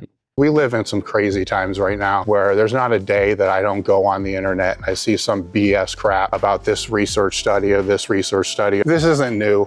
I've been in this industry for 4 decades. One thing that's helped me is 8 years ago, the mass research review started and became a godsend. The mass research team are professional researchers that are also meatheads. So they've done this great job of being able to take all these topics and put them into this research review that I get every month. I'm excited to partner with them. I spoke with Eric Helms about this on the podcast. It's simple, it's easy. They're offering a 20% discount to all podcast listeners. The code is elitefts20. When you join, you get the research review, which is going to be sent to you every single month. That has 7 to 9 articles in there. The archive, which is 1,500 articles, thousands of videos. Just head over to massresearchreview.com and use the code elitefts20. The link will be in the description. Staying on the hypertrophy, if we look at a traditional, just say Western method of periodization, right? So you have a hypertrophy block, followed by a strength block, followed by a peak block. Maybe there's a conditioning block in front of that. And then the debate that ensues with this is you need the hypertrophy block where all the focus is just on hypertrophy to build the muscle mass, because more muscle moves more weight, right? And I get that. But I also understand you're talking about 6 weeks and how much muscle somebody realistically going to add in 6 weeks, right? So the car analogy kind of always comes into play. Like you need to, we're trying to build a dragster, and I'm like, the car analogy sucks, because it's like, they want to make this economy car that can, be bigger, faster, and so forth. And our cars are the same. Your body is the same car. What we need to do is, through part of the training, you kind of learn how to drive an automatic. And then as you get closer to a meet, you're actually going more into manual, to where you have to be able to go through the gears. And it actually is reverse. You need to be in like gear 1, because now you're going straight up a hill with as max capacity as you possibly can. So you got to kind of learn how to drive that way. Right. Where on the flip side of all that, where you're like, there's not going to be this hypertrophy specific block, right? It has to be conjugated or concurrently built in across the board. That brings its own issues too, because is there enough stimulus, across that whole training annual year to be able to actually add the muscle that they need to add? We see that it is, because people do add muscle, and powerlifters are going to add more muscle per year than a bodybuilder. Obviously, right? I mean, it's not all necessary, right? But it does become a little dicey thing to be able to put that in there, because at some point it's going to have to drop down, as you peak through. Absolutely, right? But it has to be in there to be able to build the muscle. But it's really hard to get enough volume to actually do it. And from my experience, it's not really the volume that's the problem. It's the effort. Exactly. Like if they put more effort into less sets, they don't have to have the volume. And have you found that same thing? Yeah, it's one of these things where, I mean, that's the whole idea of like the golden microcycle, right? Where it's like, ideally within a block layout. And the reason why, like with the way that I program, a lot of coaches like in my camp, the way we program, the idea of, hey, we're not making these crazy changes from block to block. It's not like, oh, hypertrophy block, strength block, pinging block. It's like, hey, we're always kind of working on that top end strength on some level. Hey, we always have volume, and hey, we're always doing accessory work in the background for hypertrophy, right? And we kind of adjust as needed. That works well so long as every aspect of fitness is being addressed. Are they doing enough intensity work for strength? Are they doing enough volume to create those adaptations that we need? Are they doing enough accessory work to build muscle? And can they recover from all of that, right? To your point, though, if you get to a point, let's say that you get to a point where, like, muscle mass is your bottleneck. That's really what your issue is. And it becomes this thing where, okay, we need to build more muscle a little bit faster. Well, I have two options. I can look at the workload they're currently doing. I have to ask myself, to your point, can we add more intent here? Can we push these sets that we already have harder without causing this big interference with what we're doing on the big three? If the answer is yes, then that's the simplest adjustment. Just do that. Hey, push these sets harder. I don't have to add in more sets. Just let's push the accessory work harder than what we typically do, because right now our top end strength isn't the focus. We need to build muscle mass, right? If they can do that and still recover from it, great. But option two is if it's a thing where, okay, they start to be way more intentional, they push the accessory sets harder, but now we are seeing this detriment on the big three, and now their total recovery is taking a hit. Well, now I'm not going to get the benefit of pushing those sets harder because I'm just not recovering, period. That's when we have to kind of get out of the, oh, just do the same thing over and over, and kind of maybe go into more of a phasic style of training where, hey, we're going to lower your specificity, right? We're going to pull back some work on the squat, bench, and whatever it may be, so we can have the extra recovery resources to put into the accessory work, because that's our bottleneck. And the bottleneck isn't always muscle mass, but oftentimes it is. And that's how we look at it. And once again, that goes into the whole thing about work capacity. If you can keep your structure the same, push something a little bit harder, be more intentional, and just build that over time without causing too much detriment, cool. But if someone doesn't have the recovery to do that, you have to shift focus on, okay, what's the main priority right now? And that's when we'll kind of deviate more from the golden microcycle and go maybe more into a phasic style of like, hey, okay, this is a hypertrophy block, right? So it's going back and forth. There's this whole thing going on right now in the powerlifting camp of like, oh, do we stick with the golden microcycle, or do you go back to the basic like block periodization approach? And I was like, well, there's a reason that we all kind of got further away from doing that all the time, but that doesn't mean the tool's invalid, period. It doesn't mean we can't do it in phases. It's all about, well, is what you're doing working right now? Are they getting the aspects of fitness they need from volume, intensity, hypertrophy, and making progress? Cool, then keep milking that. But if you get to a point where, okay, it's kind of stalling, and we know that we have to be more intentional with the accessory work, or maybe you do have to actually add more volume, you ask yourself, well, if you do that, can you still recover? If the answer is yes, cool, keep it going. If the answer is no, okay, pull back somewhere else so you can put the focus on that. And once you bring that capacity up, you can shift back to your golden microcycle, the thing that works best for you building your top end of strength. Yes. So as long as the athlete understands if you have to go that route, right, then whatever their expectations for whatever that next meet is going to be, yes, it needs to change. Exactly. Right. Because you got to get through that phase. You got to transition out of that phase. Exactly. And then get back into the normal swing of things. Exactly. And that alone can take 6 months. Yes. If you're being actually long. I mean, if we want to be really honest. Yeah. Yeah. It's like a year. Especially on the tested side. Yeah. It's like, and that's what it's all about. It's all about like, okay, well, how much more do we really need? Right. That's going to determine how long something's going to take. And this is also why I'm so big on like macro perspective. And like I said, like you can't get too far ahead, right? Like whatever I'm doing for this year, I'm not necessarily thinking about like, okay, how does this impact their training 2-3 years from now? Like, I don't even know if they'll still be working with me 2-3 years from now. But if I know that, okay, hey, we have a meet in December and we're in January, right? And we have this much time. I have to ask myself, what is the most effective use of that time? And how do I plan these macro cycles out to build into each other to set them up for that meet in December? Once again, if everything's just firing on all cylinders and we can just run this golden micro over and over and over all the way into the meet, I'm going to do that. That's simple. It's easy. It's fun for them. They enjoy it. Cool. But if it's this thing where I'm like, we are not going to make as much progress unless we address whatever their capacity issue is first. Okay, I'm going to take the first, part of that year, those 3-4 months to do that, knowing that, hey, this may not be as fun for you right now. You may not feel like you see the benefit of it right now, but when we get to that meet at the end of the year, you're going to see why we did it this way and why we approached it from that perspective. So big macro thinking for the coach, but then also laying out the expectations appropriately for your lifter. That's all right. Well, since the golden macro cycle happens never, how do you go about the pivots that will arise? Right? Just throughout, and say it's an annual plan. We'll use the example you said, it's January, meets in December. You're going through, everything's cooking fine, hamstring pops. Yeah. Right. Yeah. So it's, I mean, let's go through some real world examples. Like, so Yeah. that happens. Hamstring pops and it's in block 2, right? What changes is where do you go from there? And first, obviously they got to heal the hamstring, see a doctor if it's really bad, whatever. We covered our bases. Right. But they're still training. Right. And they're pretty far out, you know, so what's the pivot? So depending on what the severity of it is, Sure. right, it's going to depend on if we go into what I call like a full-on rehab block, or if it's more so like, okay, we're going to adjust some things so we can kind of work around this as it heals, right? If it's something where I'm like, okay, if we get 3-4 weeks worth of time, this will be good, we'll be covered. Okay, then it becomes a matter of what are we able to do comfortably then? Can we still squat to depth? But just fine. Cool. Can we still deadlift? Well, I can't really pull conventional that full range of motion. Okay. Can you block? Can you block pull? Can you do it from that range of motion? I look at it from that perspective first. The first thing is because the idea is try to keep things as close to normal training as possible. Right. So if they're in a position where, okay, we can kind of do the usual structure, we just have to go a little bit lighter than usual because it's certain intensity thresholds that are the problem. Cool. Just start there. Go lighter for 3-4 weeks. Then you're in the clear.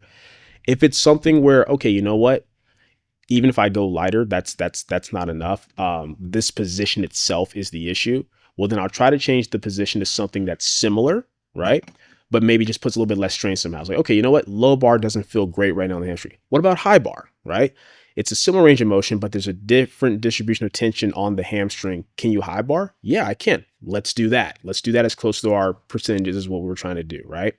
Now, if it's a thing where it's like, nah, it doesn't matter if it's low bar, high bar, any full range of motion squat doesn't feel good right now. Okay, can we box squat? Let's do that, right? So first it's like lighter version of the what you're trying to do. Then it's a close variation. If that doesn't work, range of motion reduction variation. And if it's a thing where even that's a problem, okay, we're just not going to squat right now. Can we leg press? Yeah. Can we? Yeah.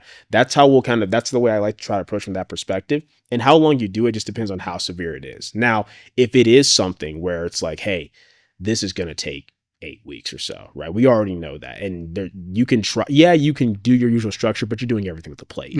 That's not productive. Yeah. At that point, we go into a full rehab focus block. Yeah. So rehab / hypertrophy block. Yep. Exactly. Right? So exactly. What are you using for your, let's say, key strategic indicators as they're moving through these different blocks to be able to know that they're progressing? Because in the lighter ones, you kind of know, you kind of don't, right? Because it's kind of building the work capacity and so forth. But as they're moving through, there's got to be certain things that you're checking because you got to adjust. You know, if it has to go down, or it usually has to go down. Rarely is it going to go up. I mean, everybody wants it to go up, but how often does it actually go higher? You know, it's unless they start PEDs or something weird like that. And I only point that out there because those are the athletes that you want, the ones that you have to pull back, not the ones that you have to like push forward. For sure. But they're going to be in there. But what are you watching to be able to make those adjustments? Because lifestyle factors can hinder all this way more than people think. Absolutely. It can be something as simple as the day before your heaviest squat session was way more stressful than what you expected, right? Even that can play a role. And different people have different responses to stressors. I have some clients where their eating can be garbage for a week and they still perform fine. I have others where that will wreck them. I have some where their sleep can be garbage and they'll still perform fine. I have others where their eating and sleep is perfect, but they had a stressful argument with their significant other, completely tanks them, right? So what I like to look at is like the way my days are formatted is there's like primary days, there's secondary days, there's tertiary days, depending on what it is, right? But focusing on the primary day, that day is there, not just where we get some of our like heaviest high intensity workload in. It might be where we get our highest intensity as far as loading the bar, but it may not be our highest workload day, right? That can be a secondary day. But our primary day is there to touch certain intensities as well as to give me an indication of how things are performing. So I can even see from week 1 to week 2 and week 2 to week 3 and let's say week 4, because I typically operate in 4-week blocks. I can see based on as that load is increasing and where the relative RPE is, where our fitness is trending, if it's trending up or not. And that week 4 primary day typically lets me know if what we're doing is working or not, because there's a certain expectation of not just what the load range will be, but what RPE it'll be, right? So if somebody comes in and they hit, let's say, the high end of their range on the week 4 primary day, and it's under the RPE that I thought it was going to be, we're cooking. I know we're in a good spot. Our fitness is very much outpacing like the fatigue and workload. It doesn't even necessarily mean I need to change anything, because sometimes clients will be like, oh man, this moves so well, we need to give me more. No, we're pacing for something. Let's push for more when it matters at the end of the training cycle, right? If it's something where they come in and they hit like, you know, the middle, high in the range at the RP assigned, cool. We're right where we should be. We're not ahead of the curve, but we're right where we should be. But if they come in and they, let's say they hit the high, middle, or even low end of the range, right? And it's well over the RPE, there's a reason for that. It's like, that was harder than it should have been, right? Or, and this is assuming it's not a thing where, oh, if they would have taken the low end, they would have been fine, but they tried to force the high end. But let's say they even took the low end, or they had to go below it, right? That's going to let me know something. If we're having to go below the range that I had set, or if we're hitting within the range, but it's way harder than it should be, that lets me know if something needs to be adjusted, whether it's doing more or less. And to your point, like I said, oftentimes it might be, hey, you got to do less, like, or because maybe your recovery is not great, but sometimes it can be more, right? It can be a thing where it's like, and not always in the sense of what people think, where like you got to add all this workload. It could be something as simple as like, yeah, like I felt really good weeks 1 through 3, but then week 4, man, the weight just felt really heavy on my back. Like it moved okay, but it felt heavy on my back then. And of course, you know, it's weight on your back, it's going to feel heavy, but I didn't feel as prepared for it. It's like, okay, well, you know what? Let me look at your secondary day. Man, you know what? Your secondary day before this primary session, you know what? We can bump the intensity there a little bit to help you feel more prepared for that weight that you're going to get on your back, right? So sometimes more can look like that, just adjusting these small modules of intensity or volume. It could be something as simple as, hey, it felt great on my back, but man, I didn't just feel a lot of spring out of the hole on the squat. And it's like, okay, well, you know what? Let's add like a few more reps on your light priming squat day. We do like a 3x3. Let's do like a 3x6, get a few more reps in there and see if that makes your legs feel fuller and you get more of that spring on your primary day, and stuff like that works, right? So I use that primary day, especially for not just for them to touch certain loads and get certain intensities, but it lets me know if we're trending the direction we should be. And then like to your point, in terms of the recovery, right, since that's often the thing, that's part of why I program the way I do anyway. So there's minimum effective volume, right? Like the least amount you can do to make some type of progress. There's max recoverable volume, where ideally, if you're able to do this and recover from it, you'll make the fastest progress possible. I'm very big on being somewhere in the middle, I call like max adaptative volume, where, okay, we are doing enough where we are going to make decent progress, right? It's not the slowest progress ever. And even though, yes, there might be room to do more, that's a good thing, because we can add in more later if we need to speed things up, say like closer to the meet. But also, if you do have lifestyle stuff pop up, you got into an argument with your significant other, your eating sleep wasn't perfect, it's okay, because we're not at this point where with max recoverable volume where, oh man, my recovery's off, I've leaked over, now I'm hurt. We're at this space where, okay, your recovery's down a little bit. That's okay though. We're still in the margins of being able to recover because we're not pushing max recoverable volume. So it almost accounts for the fact that things will inevitably happen with lifestyle. And I think that's important to do with programming. If I have some clients where they're actually in a position where they can make their whole lifestyle be built around powerlifting, right? And that's awesome, but that's not most people. So when I'm writing out a program, if I'm accounting for it, it's like, okay, this will work only if their recovery is perfect. They hit every macro, they're getting 9 hours sleep every night. I think that's just a bad program. That's how I look at it, because that's not realistic for most people. There has to be things built into the program that account for the fact that, hey, you may not always have maximal recovery. You may not always feel good, right? That's where things like ranges come in. That's where things like, RP based sets come in. That's also where things like, even wave loading certain things where it's like, hey, you know what? You're going to hit really high on your top end this week, but then we're going to really drop your back downs a lot in reverse in comparison. So there's different tools we can use for that. How are you anchoring the RPE? So you and your client are on the same page with what an 8.5 is. Yeah, absolutely. So, well, there's a few things. So one, we have to establish, because RP is used for so many different things. Some people use it for reps and reserve. Yep. Some people will use it for quite literally just exertion. How difficult did it feel? Some people use it even more like in terms of weight, like kilos in reserve. Like not necessarily, hey, could you rep this again? But did you have 5 kilos in the tank, 10 kilos in the tank? I make sure the client knows that based upon what the day is, what I mean when I put like RP7 or RP8, right? And this goes back to those base building blocks, right? Because those first few blocks together, that's going to let me know. You get to a point where, okay, we've got a few handful of blocks in. I know what RP7 looks like for you. I know what 3 reps in the tank looks like for you to squat, or I know what an exertion of 7 on a single looks like for you in the squat.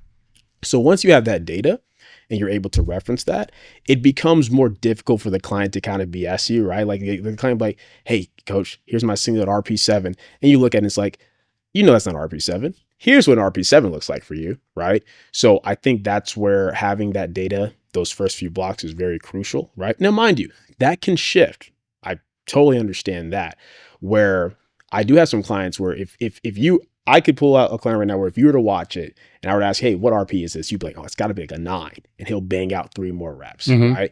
But part of the constant communication with the client is should be aware of how those things are shifting as well, right? But once again, that's where that range comes into place, because I know that if everything's going at least 80% of how it should be, that RPE is going to fall within that range. So it's one of those things where if they're trying to go over that range, it is almost assuredly an overshoot of the RPE almost every single time. So those are the things that I look at as well. Where can because a lot of things there's a lot of things dicey with the RPE, which everybody knows. And it really doesn't matter as long as you and whoever you're working with agree on what a 7, 8, 9 is. So that caveat aside, with that in mind, what mindset are they allowed to be in? You know, because this is one of the criticisms I had for that. It's like, I can do a lift and it can be a 9 RPE, or I can do it in a different complete mindset, right? Where now that 9 will be a 6, but for me to recover from just being in that mindset for that one thing is going to probably screw up the whole rest of my week. Sure. Right. So where do you work with them on the mind? And not everybody's the same like that, right? Of Some course. people have an arousal curve different than others, right? But in the athletes you work with, they're going to be more on that, getting more out of that arousal. The difference between a training max and competitive max should be 10%, you know, maybe even a little bit more. But it can get really dicey if they're always training their top sets at that competitive mindset. Yes, exactly. Right? Yeah, so absolutely. How do you communicate that with them? I let them know that their week 4 primary day, you can treat it like it's a meet. Okay. Weeks 1 through 3, I said, you can, you know, a lot of my clients, they use caffeine for most of their session, that's fine. I said, but whatever your like max rate of caffeine is, your hyped up music you listen to, I said, I don't want that for weeks 1 through 3. I want you to be intentional. Like, be intentional weeks 1 through 3, of course. But you save that hyped arousal for the week 4. And the reason why we can do that is because once they hit those week 4 top sets, typically the rest of that week is kind of back end deloaded a little bit anyway. Lets us recover to have a smooth transition to the week 1, which is also a little bit easier, right? It'll be a heavier week 1 compared to the week 1 of the block before, but it's going to feel like a relative deload from the week 4 you just did, right? So it allows them to hit that arousal, kind of calm down, recover throughout that week, and have a smooth transition to the next block. Whereas if you're doing that weeks 1, 2, 3, and 4, to your point, 1, you might not even make it to the week 4. Like you might get cooked before you're even there, right?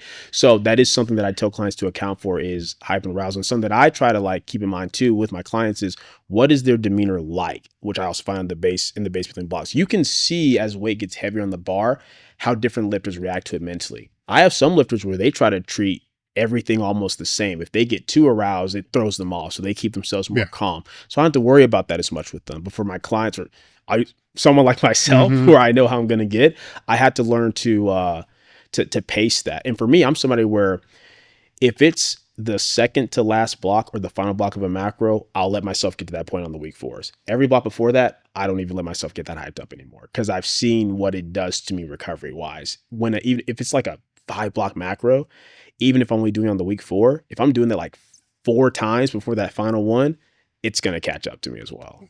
I mean, not only does it catch up, it takes a few weeks to get it back out. Exactly. And you have to adjust those weeks. And it's expand on that a little bit from what you've seen with your clients, because I've seen this across all, no matter how somebody is training for the strength. Sure. They end up in that state, and instead of dropping everything back, they just try to go right back to the normal. And it takes 6 weeks to be able to get back to normal instead of peeling it back a little bit and only taking a couple. Yeah.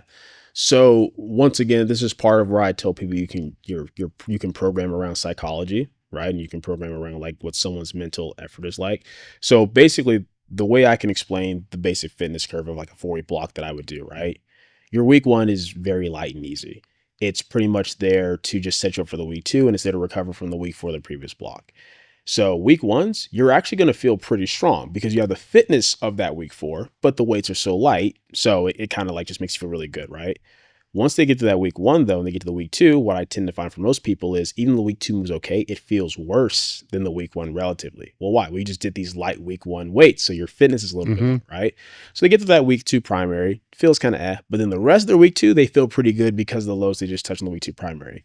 Week 3 primary, they come in feeling really good, really prepared. You can start to see that excitement starting to come in. Then week 4, they can push and be good to go, right?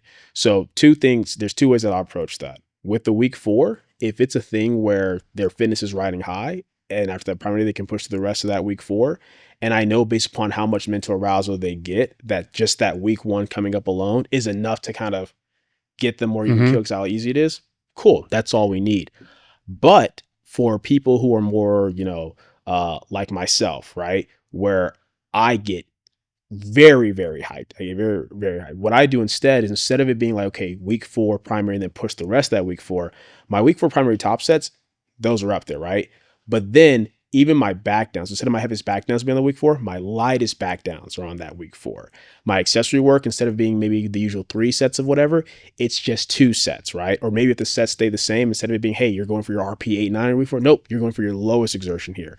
I get that extra recovery after the goal's been completed for that block throughout the rest of that week 4. That's why I call that back end deload. So between the easier rest of that week 4 and the week 1 coming up, that gets me to be in that better relaxed state, right?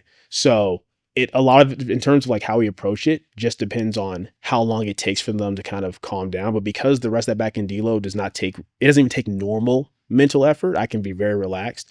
And because I can also be very relaxed in the week 1, then I can start to feel normal again with my normal arousal on just weeks 2 and 3 before the next week 4. And that's assuming it's a 4-week block. Dave Tate here from Elite FTS to talk to you about bands.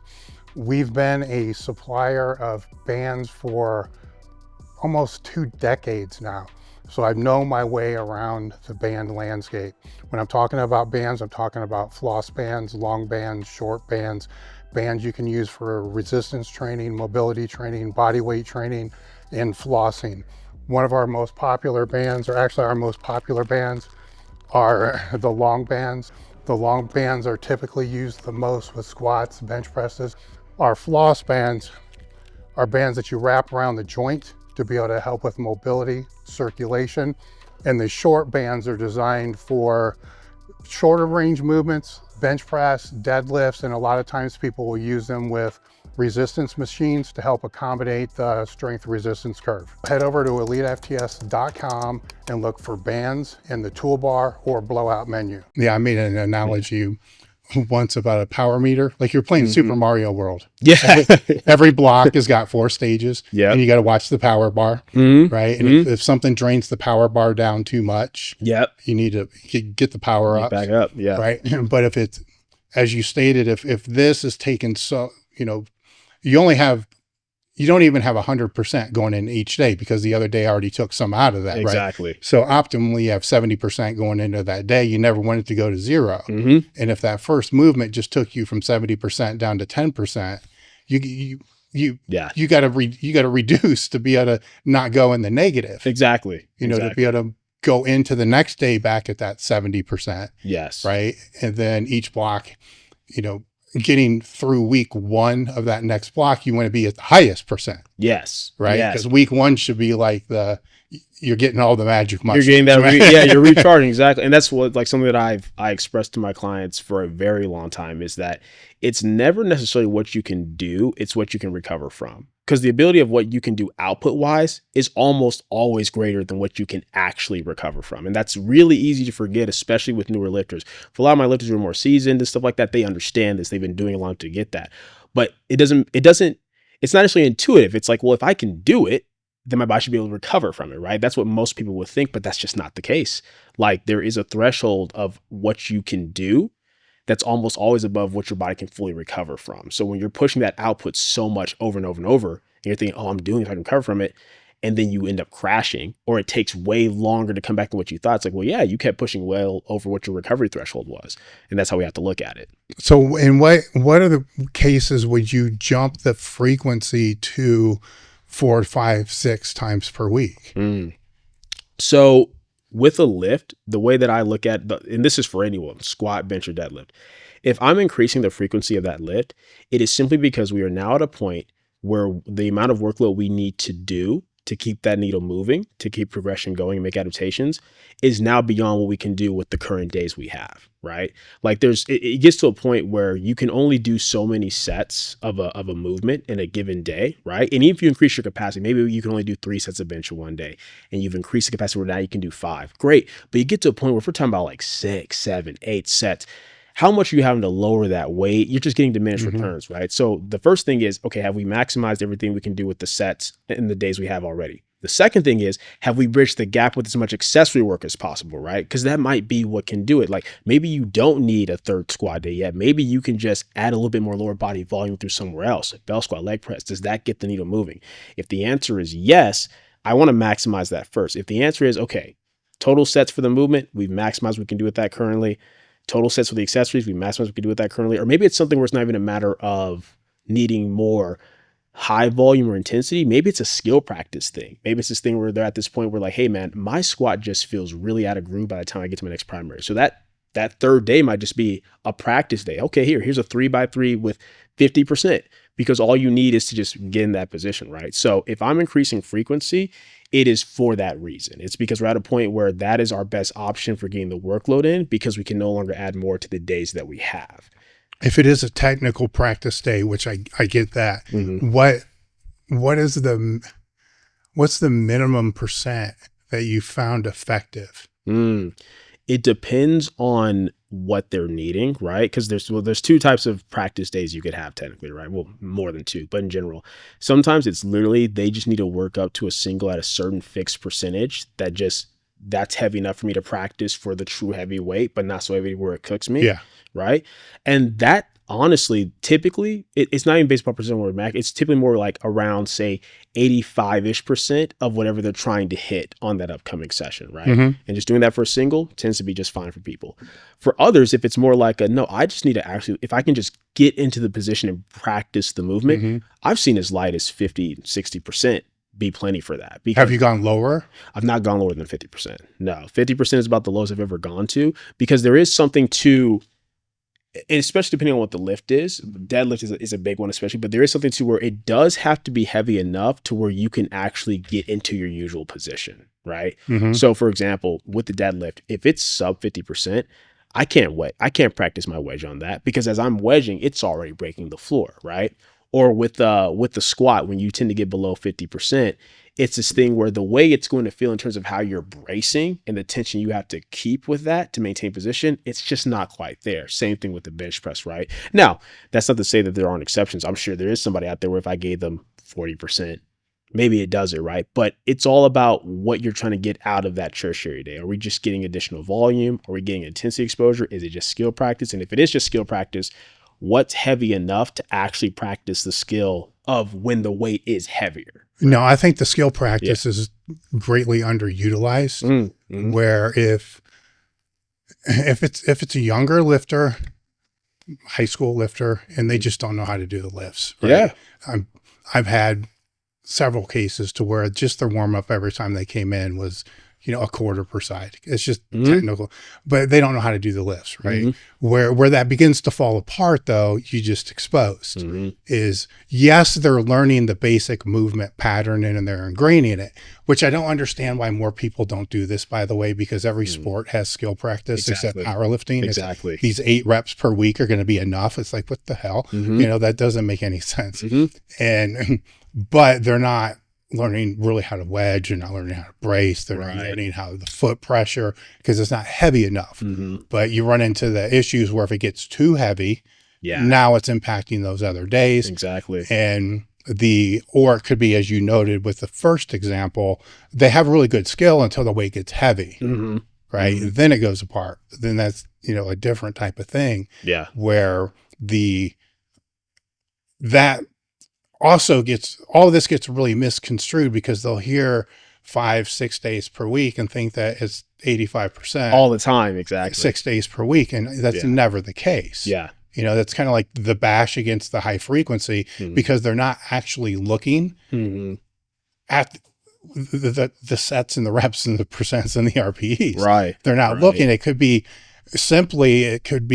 and some of the things that I saw that you could have in over a 3-day squat, let's say that you have somebody with 4 days of squat, that you would take what somebody else may be putting total set work wise in their 2 days, breaking it in half and then splitting it over 4, exactly. right?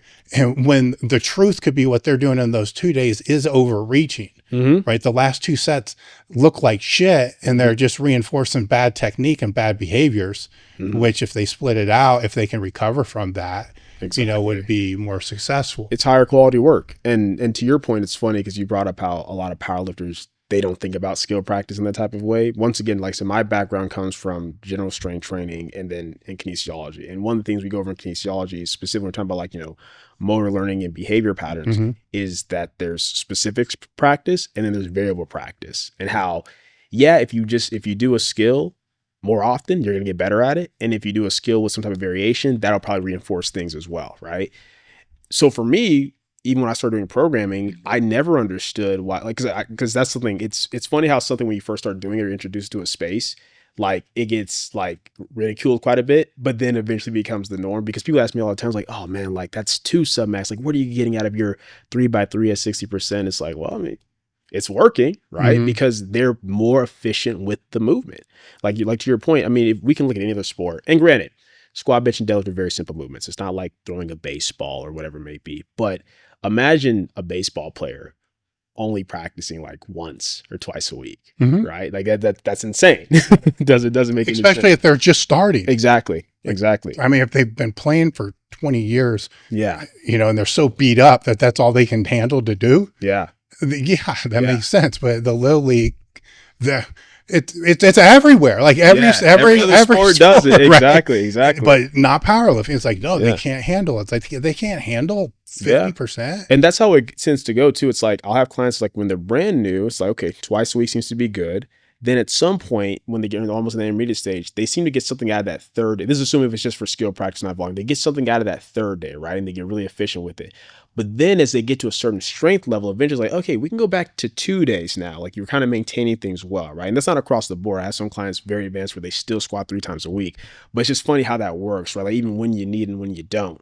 Because I do think it is something where it's when you are going from not doing something at all to doing it twice a week, that probably does feel enough, right? But then as you're trying to get more efficient, where, okay, I'm not just trying to do this movement, I'm trying to do it really well. I'm trying to maintain position really well and under these heavier lows as I'm going through this intermediate phase, that third day of skill practice seems to be very useful. But then maybe when they get to a certain amount of weight, and they're just ingrained, it's okay, maybe I don't need this third day still. Maybe, and that's the thing too. Even before I would, because we were talking about frequency, even before I would add a third day in for just skill practice, I would simply evaluate, okay, well, if the issue is by the time you get done with your secondary squat day, you go to your primary, you feel like you're adequate with the movement. Well, can I just move your secondary squat day closer? How far away is it right now? Oh, it's three days in between. Okay, let's move it. Let's say your primary squat's on Saturday and your secondary's on Tuesday. Let's move it to Wednesday. Does that do it? Does that keep the skill better, fresh going in? And oftentimes it does, right? So to go back to your original question, if I'm going to increase frequency, it's because for whatever the reason is, skill practice, volume intensity, I've exhausted every other option with the days I already have first. Have you found with, because you mentioned the weight and the squat is the one that basically always comes to mind, that once the weight gets over 700, right? And this doesn't happen with the lighter lifters as much. And I wonder if it's due to spinal compression, just with the load. But once it gets over 700 and the 800s, then all of a sudden it's really, really hard to be able to push the higher frequencies. And the only thing that I've been able to logically compress that down into is just the compression on the spine. Yeah. Because of that load. Because it doesn't happen with you with 3 times body weight, but if it's a 300-pound guy with 900 pounds, sure. I mean, once a week becomes a problem. Yeah. So have you found the same thing? Yeah, I think of all my lifters who are squatting 700 or 800, I think they all squat twice a week. I had one client named Brandon Petrie where we were doing 3 times a week for a little bit to kind of help him feel in groove with the movement. But that was also when he was kind of dealing with like with coming back from an injury. But once his strength got back to normal, he also got back on twice. I think it's a couple of things. I think spinal compression may have to do with it, but I also think it's something to, once again, we're talking about like workload, right? And just recovery. And we also keep in mind, we can't look at the squat separately. We also have to look at what you're doing on your deadlift. You have to look at what you're doing on your accessory work for your back, all that kind of stuff. I think it's just something too, when you're at a certain level of squatting, like 700 plus, the amount of workload you're getting per each set already to just maintain that is so, and to work up to it. It's so much already, where even if you're, let's say, like I said, compression may have a lot to do, but even if there's not that, it's just like, it's no different than if you are a lighter person where you're squatting 3 times a week, you can handle it, but you're just pushing each of those days too hard. I think it just gets to a point where it's like, you just don't, that third day just does nothing more than put you in a bigger fatigue debt because of the amount of work, like just to work up to those loads even twice a week. And while still managing a deadlift, because typically if someone's squatting 700-800, their deadlift's probably around that threshold or higher as well, right? And I think that's what it is. I think it's this thing where the higher frequency works when it allows you to more efficiently get in more work and recover better. But if it becomes this thing where, okay, you're kind of already tapping near what you could do recovery-wise with 2 days already, that third day is only going to further take away from that. And I think that plays a big role with it, because if we think about it, like if you, let's say you're squatting 800 pounds, your last warm-up was probably at least something in the 700s, right? Mm-hmm. That's just so different. Even though strength is relative to the person, that's just so different than the fatigue you're going to get from like, oh, my last warm-up was 363 and then I went to a 405 squat, right? Mm-hmm. I think that's a big part of it as well. Have you found a difference between the clients that are enhanced and not? Yes, for sure. So I typically will only work with like 1 to 2 enhanced lifters, like out of my entire roster at a time. But I have one, his name is Patrick Horvath. And funnily enough, he responds, he almost responds more like a lot of my tested guys in some regards, right? So interesting. Yeah, he is somebody where he actually does squat 3 times a week. But once again, for him, his third day is literally just like a super light skill practice day. He also has a very wide stance. And I think that's part of why he can kind of get away with it. I feel like if his stance was closer, he would definitely have to default to 2 times. But because his stance is wider, the amount of wear and tear happens on his back is as much. And then here's the biggest thing. His deadlift, I mean, this guy is like, he just stands up. He's so upright. There's like hardly any exertion done from his deadlift day. Like it's ridiculous. And in his primary day, he has a top set.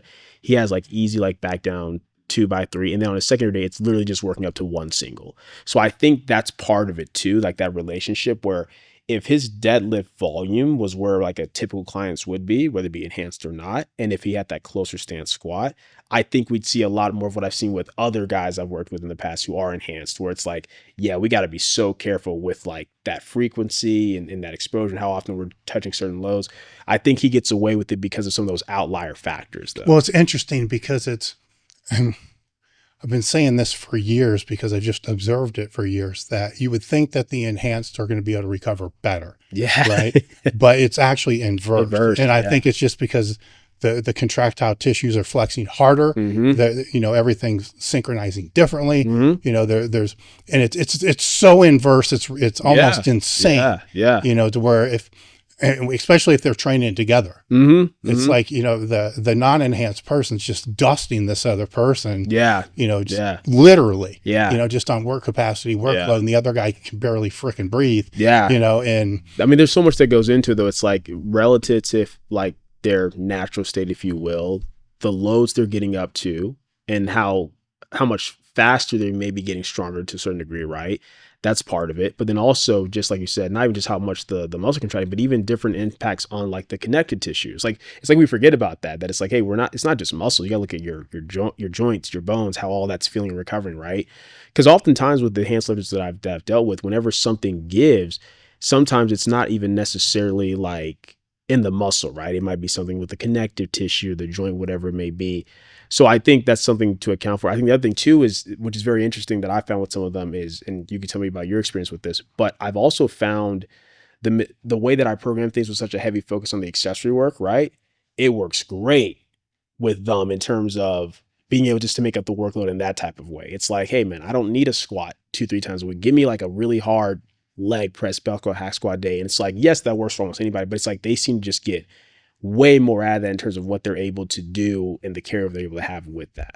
I think the first thing that you just said with that, I mean, it gave me pause because I didn't think about that one, how fast they got there, right? So if they get from point A to point F in a year, right, where it takes the others, 5 years, there's 4 more years of slowly build up work capacity in this one where there's not in this one, where that makes sense. I mean, if you really think of it, that makes a lot of sense, right? Yeah. I don't know the solution to that, but that's another variable that I didn't consider, because I just always kind of fall back to that contractile ability and maybe more aggressiveness, a lot of other things that can kind of play into all that. But the base is going to be different, right? The top end is going to be different too, obviously. We know that. But the something I was looking up, and it's a little bit on a different side of this whole thing, before I came out to speak, is I love looking at open powerlifting's database, right? And I wondered, because people make a lot of assumptions based upon what they see online. Sure. Right? Because they'll see the top lifters online, they assume they're not strong enough. And I always tell people, go look at their weight class, look at open powerlifting, see where they rank. And usually they're already way stronger than the majority of the people, than what they realize, because they're comparing themselves to people that may be in the top 10. Well, out of curiosity, I wanted to look at, if we looked at the top 100, because Powerlifting USA only used to have the top 100. That was it. And if we looked at the top 100 from 1985 to now, right? How much different is that? Now it gets dicey, right? Because there wasn't raw, so you can't look at that. But the single ply back then was kind of like raw, right? But it was still single ply with wraps. So you got to go raw with wraps. But when you look at those comparisons of the two, to get into the top 100, and this is me just looking at the 198s and 220s, so I could be completely wrong. I'm going to do more of this because it's intriguing to me. It wasn't that big. It wasn't that big. Where the top, yes, for sure. The top is stronger across the board. There's guys raw that are outlifting multiply, right? I mean, it's crazy. The top is definitely higher. The bottom was really only maybe 50 to 100 pounds different when you get to the 100, which the sport's grown exponentially. It's way bigger, but that was intriguing to me. Right. Because we can say the sport's grown and the top 20% of the sports might have grown, but as far as being stronger, right, because of the training and all the other variables across the board. And I think the training's better, everything's better. Everybody agrees on that. Anybody that doesn't, just lying. It's just better, right? Things have been passed down and people learn from other people's mistakes and things get refined as it goes through. But the bottom might not be. Right. And that's what's interesting, because if the bottom's not, why? Right. And then that's where the education comes in. You have a YouTube channel, we've been putting content out since 1998, all that other stuff. Is the right content getting in front of the right people? Right. And so then the question becomes, well, who makes up demographically everybody under, that top 100? And I don't know, but, I've been infatuated, so it's interesting because the education's better across the board, but the education might be too targeted. Right. Because everybody you want to stay within your niche, especially in powerlifting. Like, you want to stay within this niche, which is probably going to be the tested. It's going to be the higher frequency. It all falls into this one niche. But we're all powerlifters. People forget that sometimes. I made a broad assumption. That's not true across the board. Right. The minority that we see online, it's true, but the minority is not true. I mean, the internet's not true. Social media is fake. 100%. 100%. So with so to kind of expand on that, because you're in this YouTube space, you're in the social media space, you've built a business with the online coaching in this space. How much because I say this all the time, I just want somebody else to validate it. And if I'm wrong, let me know I'm wrong. Everything that people see online is not true. That's kind of my base that comes out. Would you agree with that? I'd say the vast majority of it. And that's that was one of my things with why I was hesitant even wanting to get involved in it. And it's why, I mean, to your point, you brought this up earlier, like, hey, I'm showing, of course, a lot of my content's just informing me talking to the camera, but then I'm taking you through my training sessions, the good, the bad, everything in between. Part of why I do that is to show transparency, but I don't go to the extreme that some people do where they're like, oh, here's a lifestyle vlog or whatever. Because I think what happens when people start doing stuff like that is they feel like they have to be a character. They have to be someone appealing. You can't just be yourself. For me, when I'm just putting out informative content to show my training, I can just be myself. You're only with me for my, 2-hour session or whatever it may be, right? But I think people get more inherently performative and stuff like that when they know, oh, it's going to get watched and viewed by this amount of people and that amount of people. And it's not to say that everybody on social media is fake. I like I said, I do my best to be very transparent and show who I am, which is what you get. A lot of my clients end up being pleasantly surprised with that because they're used to people being something they're not. And I know a lot, and I know people in this industry where like what you see is what you get, but that's the minority, a very small minority. Like social media is not real. It's a highlight reel, right? Even when we're talking about training, right? Like all you're seeing most of the time is the big PRs, the big lifts. You're not seeing when they're failing. You're not seeing the rougher sessions. You're not seeing a lot of the lighter stuff. That's why I also do that as well. Like I get asked all the time, like, man, bro, like you'll have like a 5-block macro and you're showing like week 1, day 1, week 2, day 1. It's like, cause I want you guys to see everything that goes into this. So that way, when you see me hitting these PRs, it's not just like a highlight reel, But yeah, no, I mean, this is kind of getting off topic, but it's like something that my dad always says, and I heavily agree with, is that I don't think people were meant to know what was going on with everybody else in the world all the time, the way that we do. And I think what the internet and social media has created as far as that, it's great to have information. It's great that you can look up stuff and learn whatever skill you want, like, oh, how to, something seems like how to change your oil in your car to like how to squat, 500 pounds. I think it's great.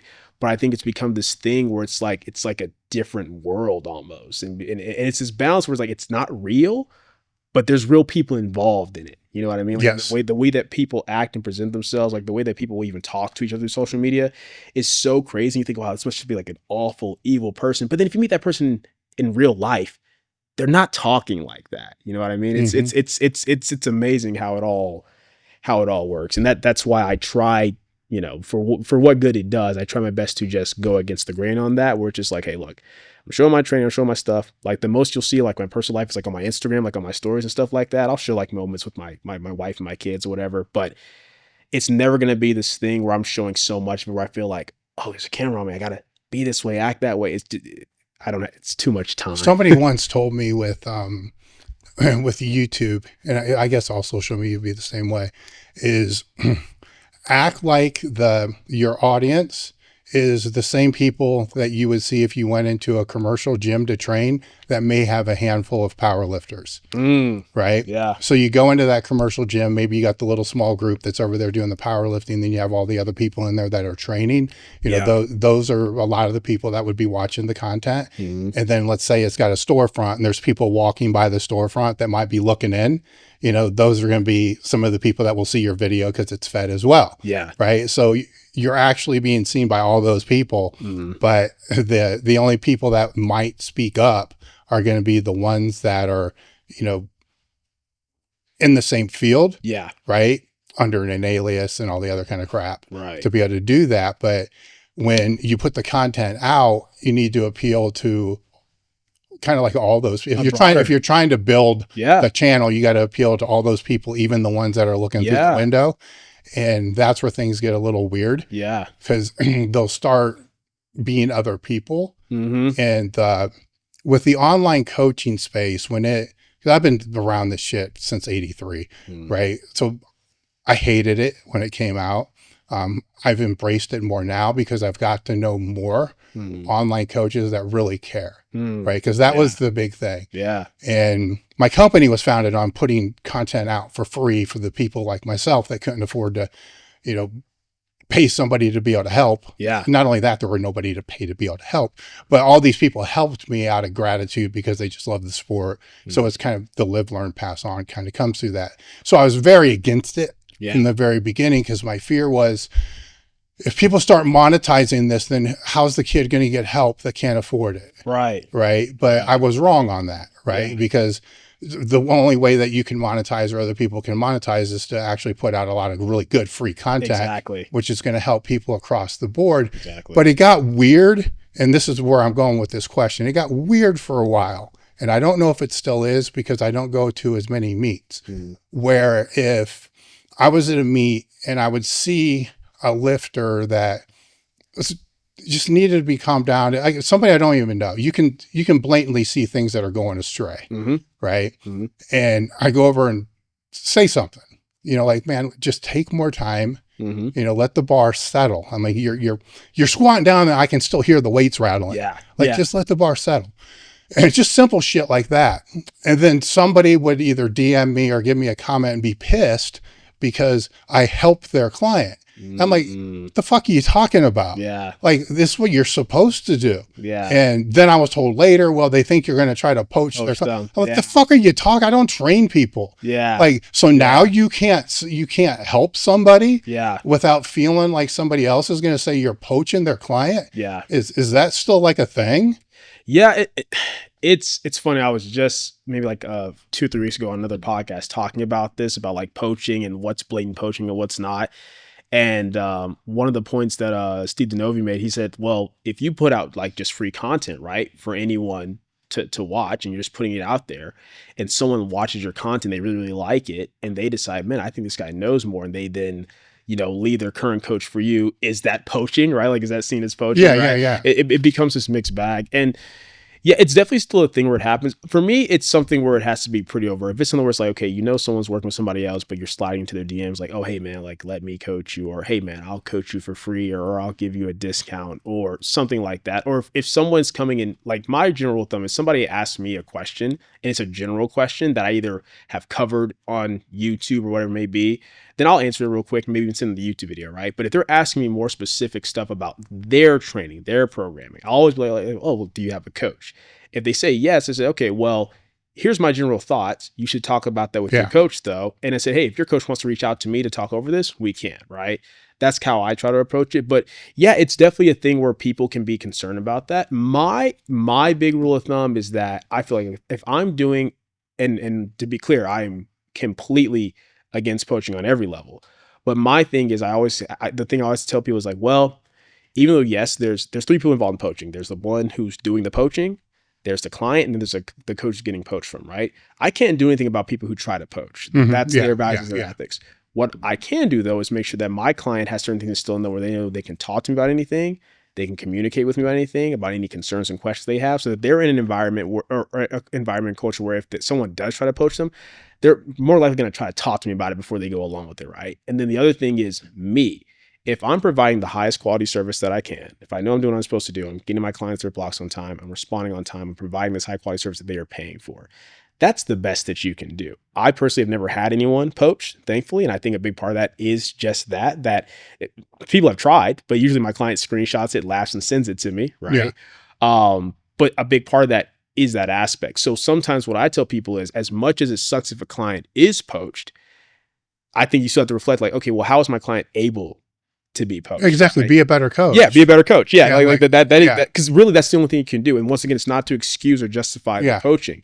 But I'll put it this way. It's something where I've even been accused of it. Like, it can be a person where I've never had a conversation with them about anything coaching related, right? But then they come to me like, hey man, I'm thinking about, like, I'm gonna, I've been installed with my other coach for a while. I want to come work with you. I always make clear, hey, we can't even do a consultation call until you've left your other coach the right way, right? The client can send an email to the coach explaining all the reasons they're leaving, right? And then they come, you guys get started, they start making progress, and then people are like, oh, hey, why so-and-so leave you? Oh, Marcellus poached them. It's like you refuse to evaluate what you could have done better, even when the client told you, oh, hey, you weren't communicating with me. I only heard from you once every couple of weeks. You were late on my blocks. I've been at the same numbers for 2 years, right?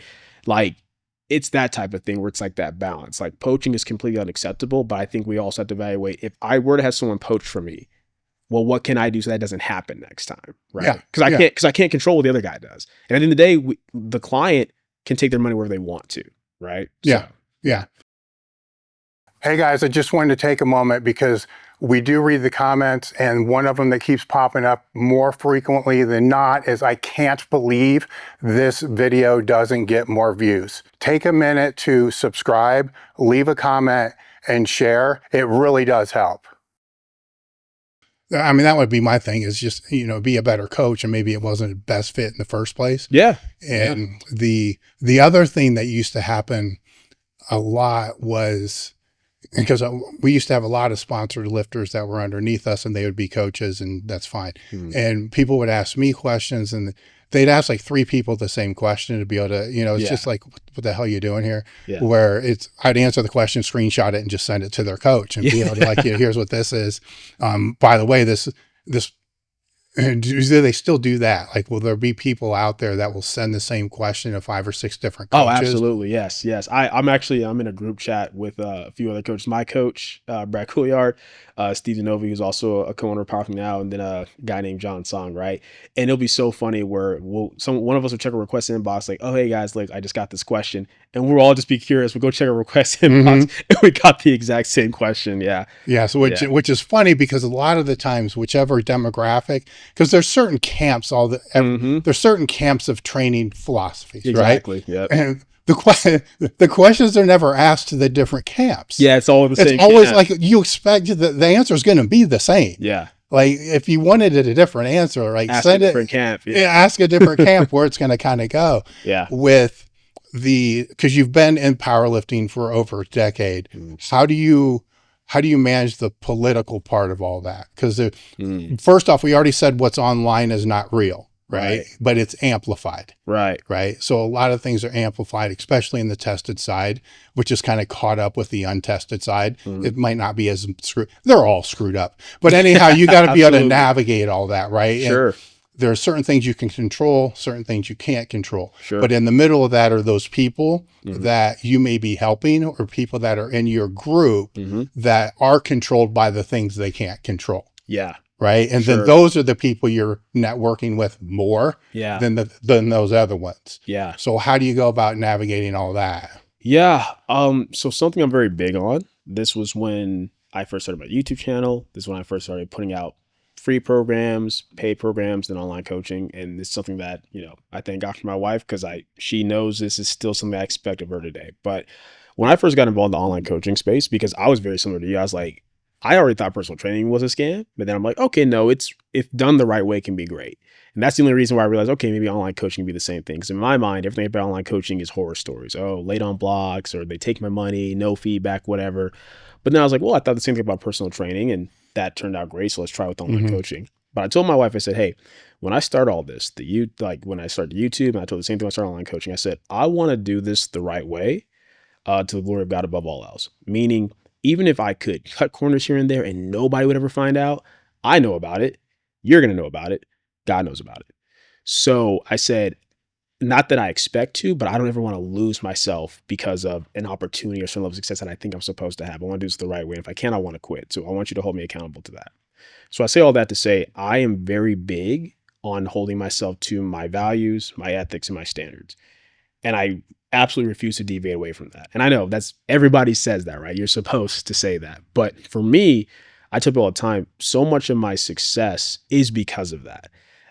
It's the word of mouth, right? There is something empowering when, a client's looking into you and they can't find anything negative. They can't find these skeletons in your closets, or they can't find these horror stories. Even clients that I've had to drop, where they're like, yeah, I mean, I'm not glad he dropped me, but I know why. Like, there's something to that really helps, right? And because of the fact that that's how I built my business, and that's how I've gotten to this point, I try to navigate everything that way. So even people I associate with, if we're associating, we're networking together, right? But then I find out, let's say that you are doing stuff you shouldn't be, you're cutting corners, this and that. The first thing I'm going to do is the word God says to do, I'm going to address it with you directly. I'm not going to just call you out or separate me, but I'm going to try to talk to you about it directly first.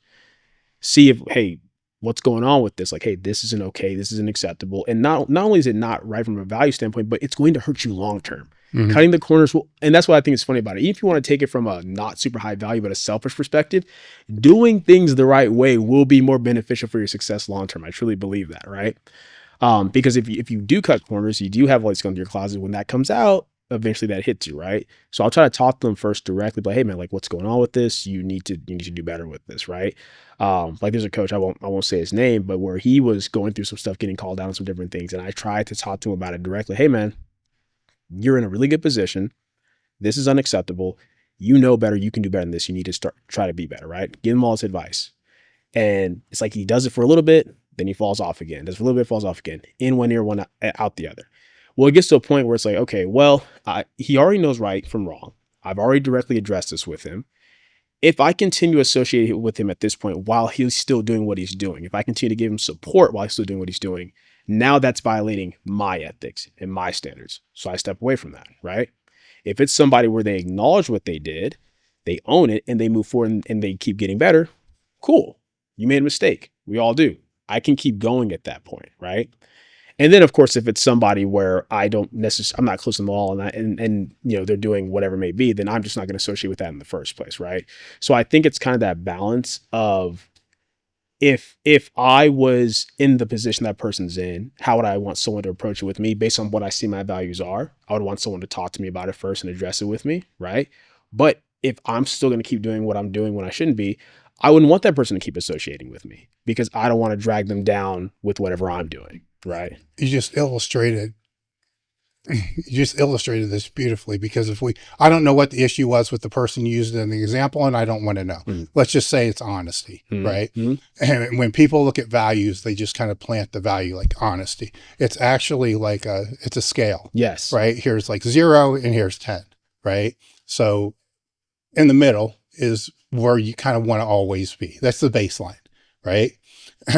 Boom, right there, to where this other person may have pulled you, right, because of this, like -2, right? And maybe he's at -5, and you're trying to get that person to like 0, right? You get pulled to the -2, you come back, to that 0, you get pulled again, you come back. But you're coming back, right? To where if he goes to -2 and he stays at -2, stays at -2, stays at -2, that resets as his norm. Yes. Right? Yes. Right? So, I mean, the goal is to be all the way over here at 10, but nobody's perfect, right? But you want to be north of whatever that 5 is, right? Yeah. And if you start to feel that pull into that negative too much, you got to correct, right? And some people will overcorrect, right? Yeah. And that's a lot of times that's a problem with a lot of the people that you're speaking about. Maybe they live at this -2, but then they try to be a 10. And that's the problem. You can't, in strength, you can't get that much stronger. Right. You don't go from like a torn injury that you can't walk to a RPE 10. Right. You can't, you got to get kind of like back to that baseline. Yeah. And I think if people looked at their values a little bit more like that. Yeah. Right? Because we're not perfect. Yeah. Right? We're going to fall in the negative, but you got to find your base, and then you want to be better than your base. Yeah. You want to reset it the other way. Yeah. Right? Yeah. Where your +2 now becomes your new base. Exactly. That becomes that new base, and it slides that whole scale. And as you move through that, because a lot of people fall off the scale. Sure. That you talked about. They're not even on the radar because it's like, no, man, this dude's like a -10. Just not even looking to associate. Yeah, because now I got to pull myself to a -8 just to be able to deal with this -10. Exactly. Or that's too hard for me personally. Yeah. To get back to my base when I'm still trying to work on being a positive. Yeah. Whatever it's going to be. Yeah. Yeah. And the standard I can never, direction, not perfection, right? Like I can't ever let the standard be like, okay, you have to be perfect in all these areas and never mess up or won't associate with you. Because by that default, no one should associate with me, right? Because even if I look at it from the coaching standpoint where I'm like, hey, I've never had an ethical or value issue with a coaching. Great. Okay. What about other areas of your life? Have you ever lost your temper with a friend? You know what I'm saying? Yeah. Like no one's perfect. So my whole thing is if you're acknowledging that, okay, yeah, this was wrong. Hey, I made a mistake, but I'm working to get better. And I can actively see that. I'm supporting you. That's what it's all about, right? That's the whole thing. But if it's this thing where you refuse to acknowledge what you're doing, or you double down on it, or you make excuses and justifications for it, well, not only am I not associating, but my hope is that in me drawing away from you, that even that consequence of that causes you to hopefully reevaluate the way you're thinking and going about things, right? Which with this person, I think it actually did, seemingly so, hopefully so. But yeah, I mean, that's the thing. And then it gets into the other stuff, like you said, like, with all these different federations, there's Powerlifting America, there's USAPL, there's IPF. Every federation has problems. Every federation has issues. For me, I keep the main focus on like, okay, what is best for my clientele? I'll give a perfect example. So when the USAPL split off from the IPF and the Powerlifting America came into the fold, right? Pretty much all my clients stay USAPL originally. So it's like, cool, that's where I'm staying. But then later, like in 2024, a lot of my top level lifters went powerlifting America. So what I ended up doing was I handled them at their national meet for Powerlifting America so they could qualify for Worlds. But then after that, I had a choice. Okay, I can keep handling for these Powerlifting America meets. I can go handle my guys at Worlds, stuff like that.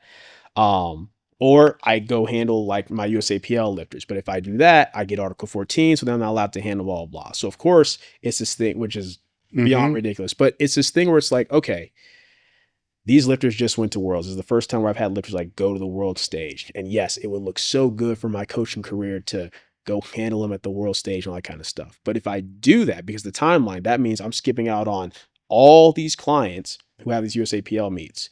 Well, I can't do that. I can't not handle pretty much like 70 plus lifters throughout the year just to handle the 4 that are going to Worlds. I was still there. I was in the audience, and, you know, shout out to Matt Gary, who was the coach at the time. We had our hand signals and stuff to know what to put in. But the reason why I did that is because, well, most of my clients were still USAPL. So if my main goal and value is I want to provide the highest service possible to my clients, even if they're my top level lifters, abandoning 70 plus athletes for 4, that doesn't make sense. That's not ethical in any world, right? Now, the year after that, most of my USAPL lifters went Powerlifting America. So now it's like, all right, cool. Then I was able to transition over fully, right? But I tell people to this day, if for whatever reason, which I don't expect to happen, but most of my lifters then shift back to USAPL, even though I have people like, I mean, I've got 8 people going to Worlds this year, right? Guess what? If that were to happen and I have to shift back, that is what it is, right? But it's keeping the main thing, because if my focus is just what makes me look the best, which brings me the most recognition, then yeah, I'm selfishly going to choose, hey, I'm just going where my world level lifters are, right? But if I claim that, hey, my goal when I first started this was I want to provide the highest quality service to all my lifters. I want to treat each lifter like they're the only one I have. Not that they're all treated exactly the same, because different lifters need different things, but hey, you're paying the same amount, right? Like my lifter who's just trying to get a 400 dots is paying the same amount as my lifters going to Worlds. Well, then I cannot prioritize them over that lifter to that type of degree where, okay, this is just blatantly unfair and unethical, right? So, and that's me. That's my personal value. That's how I view it, right? So that's how I try to navigate everything. It's like with these decisions that I'm making, it's like, what is the implication? What are the long-term consequences? What am I doing this for? Is this best for me? Is it best for the team? Is it best for my family, right? Because there's something else I have to account for too, where it's like, hey, my coaching business and what I do through coaching social media doesn't just impact me. This is how I pay for my house. This is how I take care of my wife. This is how I take care of my kids, right?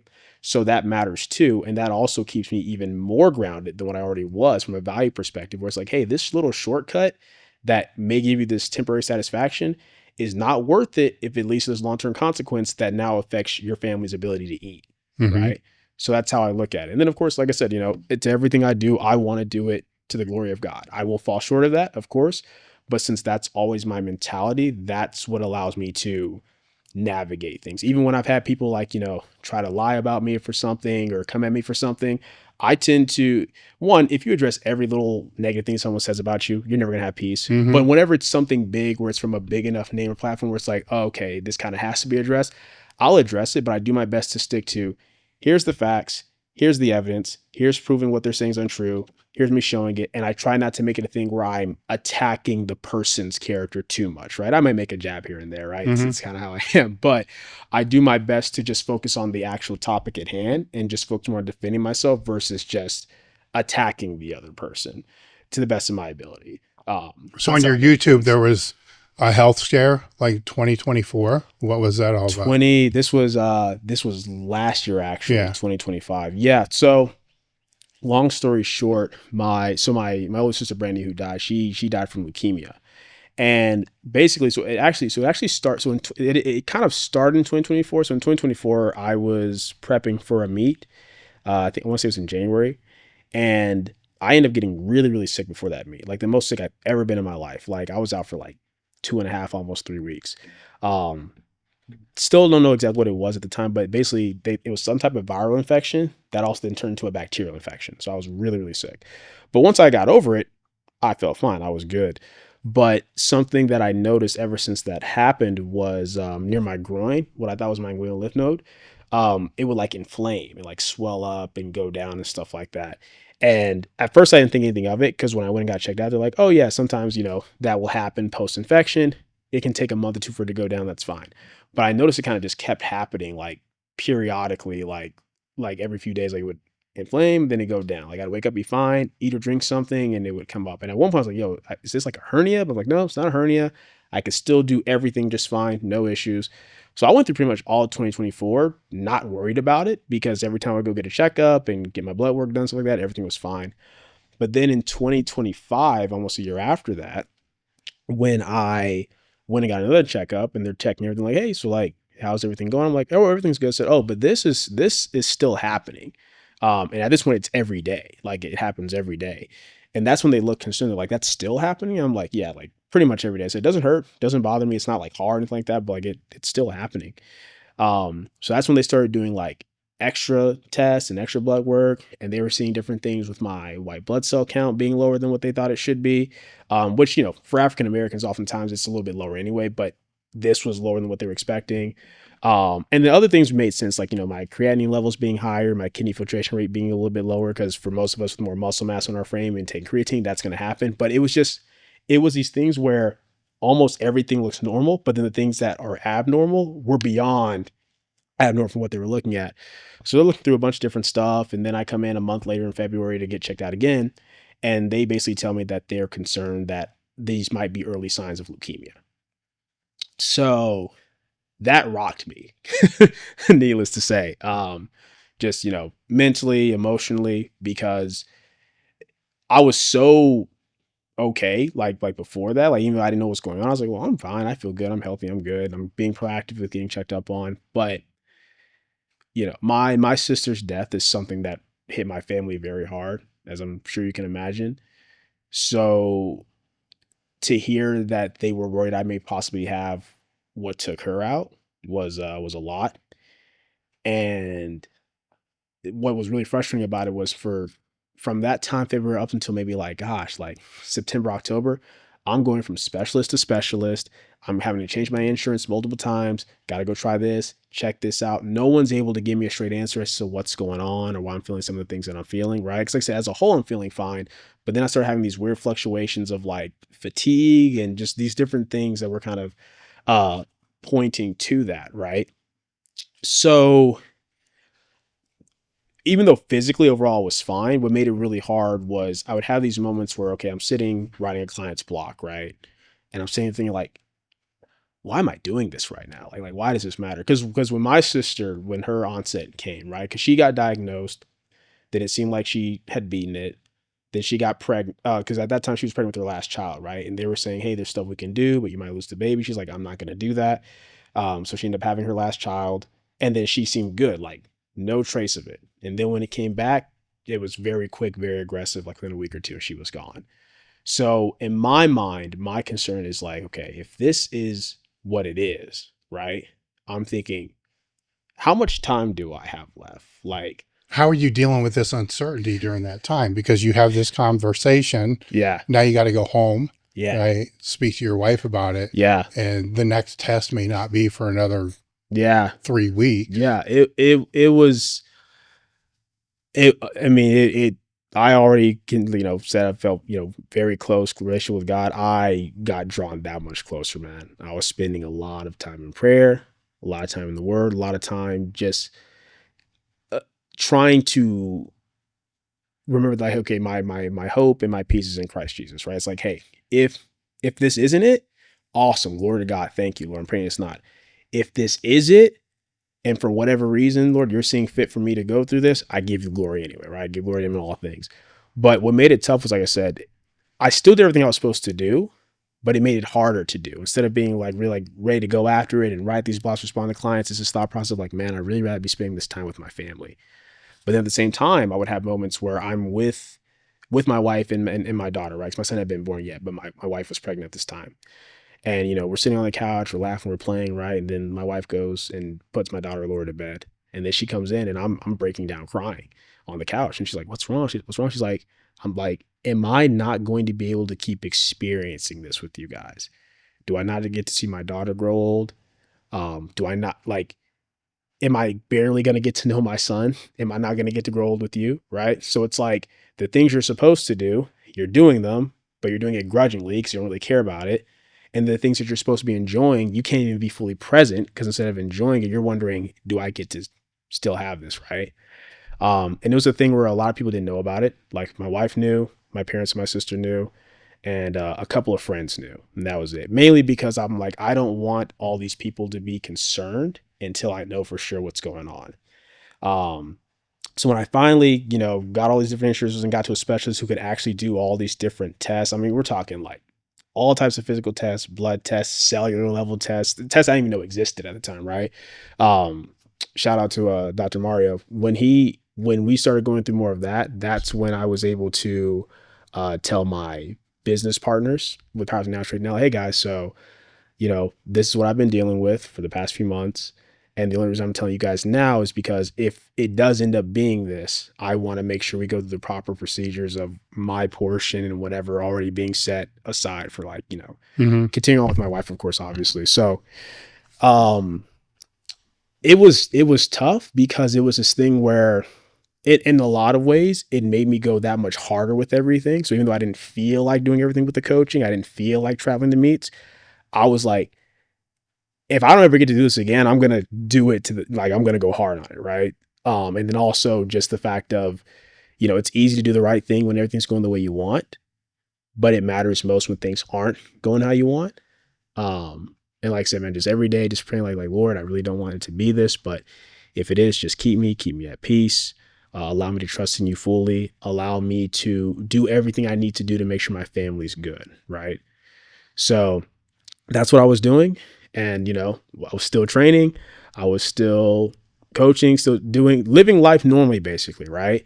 But in the back of my mind, it's like this almost, this out of body type of feeling. Like you're doing all these things, but it's like you're watching yourself go through the motion of doing all these things. You don't feel fully locked into. Like I said, I'm already thinking about 1,000 different things already. This just doubles that. Right. But eventually, like I said, I think it was around like September, October of that year, finally got all the results back, finally got all the answers back, finally got an understanding of all the different, of like what was going on with my body and why, and different things from like a genetic standpoint and whatnot, and why this, and it actually wasn't even like my lymph node, but it's more like just relates to like my testicular area, and like the blood will kind of like slow a little bit, but then it'll go through. Long story short though, without getting into all the details, nothing cancerous, nothing bad. I'm good. I'm healthy. Didn't have to get any type of crazy procedures done. They're just monitoring me and make sure everything is as it should be. And there's basically like these, I'm trying to remember the term, but it's like there's like slight crystallized like proteins basically that like get in my system. And that's what makes it kind of inflamed, but then it filters the rest of the way through. And a big part of it, long story short, is just like, genetically the amount of muscle that I have in my frame relative to what's normal for like typically someone with my genetics is a lot more than what it typically be. Usually I'm a lankier guy. So my body's just breaking some of that down in a way. And what the doctor's like, this is actually probably something that's more common than what people realize, but hardly anybody's in a situation to go get tested and looked at like that as far as African Americans, as far as like that type of specific condition. So I was very grateful and very happy, to be relieved of that, and it made me feel lighter.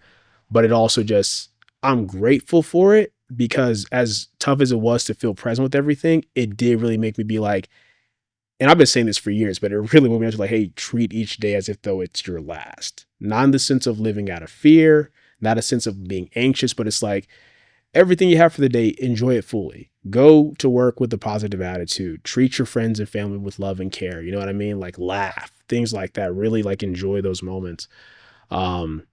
Because it was this thing where, and I almost dealt with this guilt too. Cause I was like, man, I feel physically fine. So the fact that I'm letting this wreck me so much mentally and emotionally, I almost felt guilty about that. Cause I mean, I have clients who've actually gone through cancer, right? My sister actually died from cancer. So it's just things like, man, I feel bad. And my wife had to remind you like, hey, what you feel is how you feel, right? Like but that's part of why it made it so daunting, was the fear of like, because I feel physically fine, but they can't figure out what's going on. That made me feel more anxious, right? And that's when I really had to like, as I would go through prayer, just calm myself down like, hey, you know what? Stop being concerned about what you don't know, and just keep going and living life each day anyway, and go even harder with what you're doing. Like laugh harder with your wife, play harder with your kids, train harder when you're doing your sessions, get more hype for your athletes on the platform, right? So that's how I kind of tried to approach all of it. Because of this experience, would you say that your ability to be present in the moment has gotten better? Oh, incredibly. Yeah, because we started this podcast with you saying one of the biggest issues that you had was being able to be present in the moment because there's just too many thoughts running all over the place, right? Yeah. So do you feel this was God's way to bring you closer to your family and your kids? I think so. I think it was also a thing where I've never really struggled that much just due to how I was raised, being worried about myself. My issue is the concern I have for the people that I love. And that was the biggest thing. My biggest thing was like, okay, well, if God forbid I do have this and I do die, I know where I'm going. I'm going to be fine. You know what I mean? But the thought of my wife having to be a single mother and raising her kids by themselves, and the fact that, like, you know, 'cause she does real estate, but like anything she gets from that just goes to savings and stuff. Like, we live off my income and what that looks like for her, and having to get everything, make sure everything's good with our life insurance and these policies and stuff like that. It was a lot. But it's funny because at the start of the year, two things that I prayed for. I said, Lord, I would like to have an even better understanding of the Holy Spirit and his role in our lives. And two, I want to work on gratitude, and not gratitude in the sense of being grateful for what I have, but gratitude in the sense of, even when I'm going through something, instead of my first reaction being to complain or vent about it, I want my first reaction to be to give you glory first. And not just in this, but in a lot of moments last year, I was given a lot of opportunities to, like, are you going to still give me glory? Are you still going to trust me? So that's why I say, as emotionally and mentally tough as it was, yes, I'm very grateful for it. And I am happy to have gone through it because it does allow me to feel far more present. It helped me to slow down a little bit too. Like, and it's funny, 'cause I tell people this all the time, but I have to make sure I do it for myself. Is like, rest is not something I need to earn from working super hard. Rest is something that I need to make an established part of my routine so that I can continue to work hard and do what I need to do. But having that time to just fill your cup, having my time where I'm just doing nothing, even if it's just 20, 30 minutes where I'm just sitting there, just relaxed, right? That's important, especially when you work for yourself. Because when you work for yourself, you feel like you always got to be doing this, that, and the third. You got to keep things going. You got to keep things going, right? And even when I build my business to where it's at now, where I don't really have a whole lot of reason to be concerned about anything, it's like, it's still like, oh, but you got to be prepared for this, prepared for that, think about all this type of stuff. So having those moments of just, like the verse, like, hey, be still and know that I am God, like actually doing that, actually just being still. Cause I make sure daily I spend time in the word and in prayer, but these are moments where, like, I'm not even praying or even reading it. I'm just there. I'm just there and just thinking, like, just, Lord, thank you that I'm here and thinking that you're here with me. Right. And that's been huge. It's been huge. It's given me a lot more peace. And it's allowed me to, even things that have come up since then that maybe would have rocked me a little bit more, it just doesn't. Because it's just like, if I believe and if I know that, that my Heavenly Father loves me and that He is perfect and that He is sovereign, I truly cannot be in better hands. So no matter what I go through, the ups, the downs, even if I'm going through something that seems so bad or so awful, or it's like, oh Lord, why am I going through this? Even if I know the direct answer, I know the overarching answer is for your glory and my refinement. And that's good enough for me. Because, like, once again, this world's temporary anyway, right? And I know where I'm going. So, yeah. Were there any topics you wanted to go over I didn't bring up? No, I don't think so, man. When it comes to podcasts, I'm very much whatever the host wants to talk about, I'm down for. Athlete psychology and mental health. That's one of the things we didn't really touch on too much. So what's your role in that? Because it's a little weird when you're online. Yeah. Honestly, for me, so the way I go about it, it's pretty engaging. So I have daily communication with all of my clients. Like, we have like an official, if they're on the weekly call option, we have an official call, like actual call each week, or if they're on the end of the block call option, we have the call at the end of the block. But there's daily communication no matter which one they're on, just through the messages like that. And I do most of my messaging through memos. It's more efficient than typing it out. I like for my clients to hear my tone and everything like that. But because we're talking on a daily basis after every session, there's so many opportunities for them to talk about whatever it is that they may need to talk about. And I know a lot of coaches are very big on, like, hey, keep it to the training. And I don't knock that. That's how some people function. That's great. But like I said, my whole thing when I started the YouTube channel was health, fitness, and social well-being. So I incorporate that into my coaching as well. So basically what I tell my clients is, I will never force you to talk to me about anything you don't want to that doesn't relate to your training. But I let you know the door is always open. And it's not your job as a client to be like, oh, is it okay for me to talk to coach about this? It's your job to, if you want to talk to me about it, bring it up. I'll let you know if I think it's appropriate for us to talk about it or not, or if you need to go see somebody else, right? But because I've done that, I truly believe that has been probably the most important part of my coaching and why it's gotten to where it's gotten and why I have such longevity. I mean, most of my clientele are people I've been working with from like 2019, 2020, still to this point, and which is great when you think about the fact that most people powerlift for maybe like 2 to 3 years on average. And I think a big part of that is that aspect of, once again, your life is your ministry. So it's like, yes, it's awesome to help a client hit a PR. I love that. But who cares if you're miserable outside the gym? You know what I mean? So any opportunity that I have, if clients want to talk about stuff they're going through, whether it's work stress, relationship, family dynamics, I try to be open to talk to them about that. And I give them the best advice I can based upon what the Word of God says. And sometimes it's not even talking. Sometimes it's just, I'm just here to listen. Like sometimes what keeps you from crashing out and YOLOing your deadlift or getting off your diet is just, you need to get some stuff off your chest, and I'm just there to listen. So that's a big part of it. And I'm also very big on, I don't have to necessarily try to directly attack like, okay, what are you feeling? Why are you feeling it? I do want to get to that, but I start with just basic behavior modification, right? Like let's say something as simple as if somebody, you know, they fail their squat top set, so then they get to their back downs, they just go home, they skip all their accessory work, right? Instead of trying to figure out why they're doing that, I should say, hey, listen, man, no matter what happens with your top set, you do your back downs and I need you to do your accessory work. I said, if anything, go hard on your accessory work to make up for the top set, right? Let's just start with that. So that way, with that behavior modification, even while we're trying to figure out what's going on with them mentally, they're not getting the detriment of that bad decision, right? So we're already tackling that.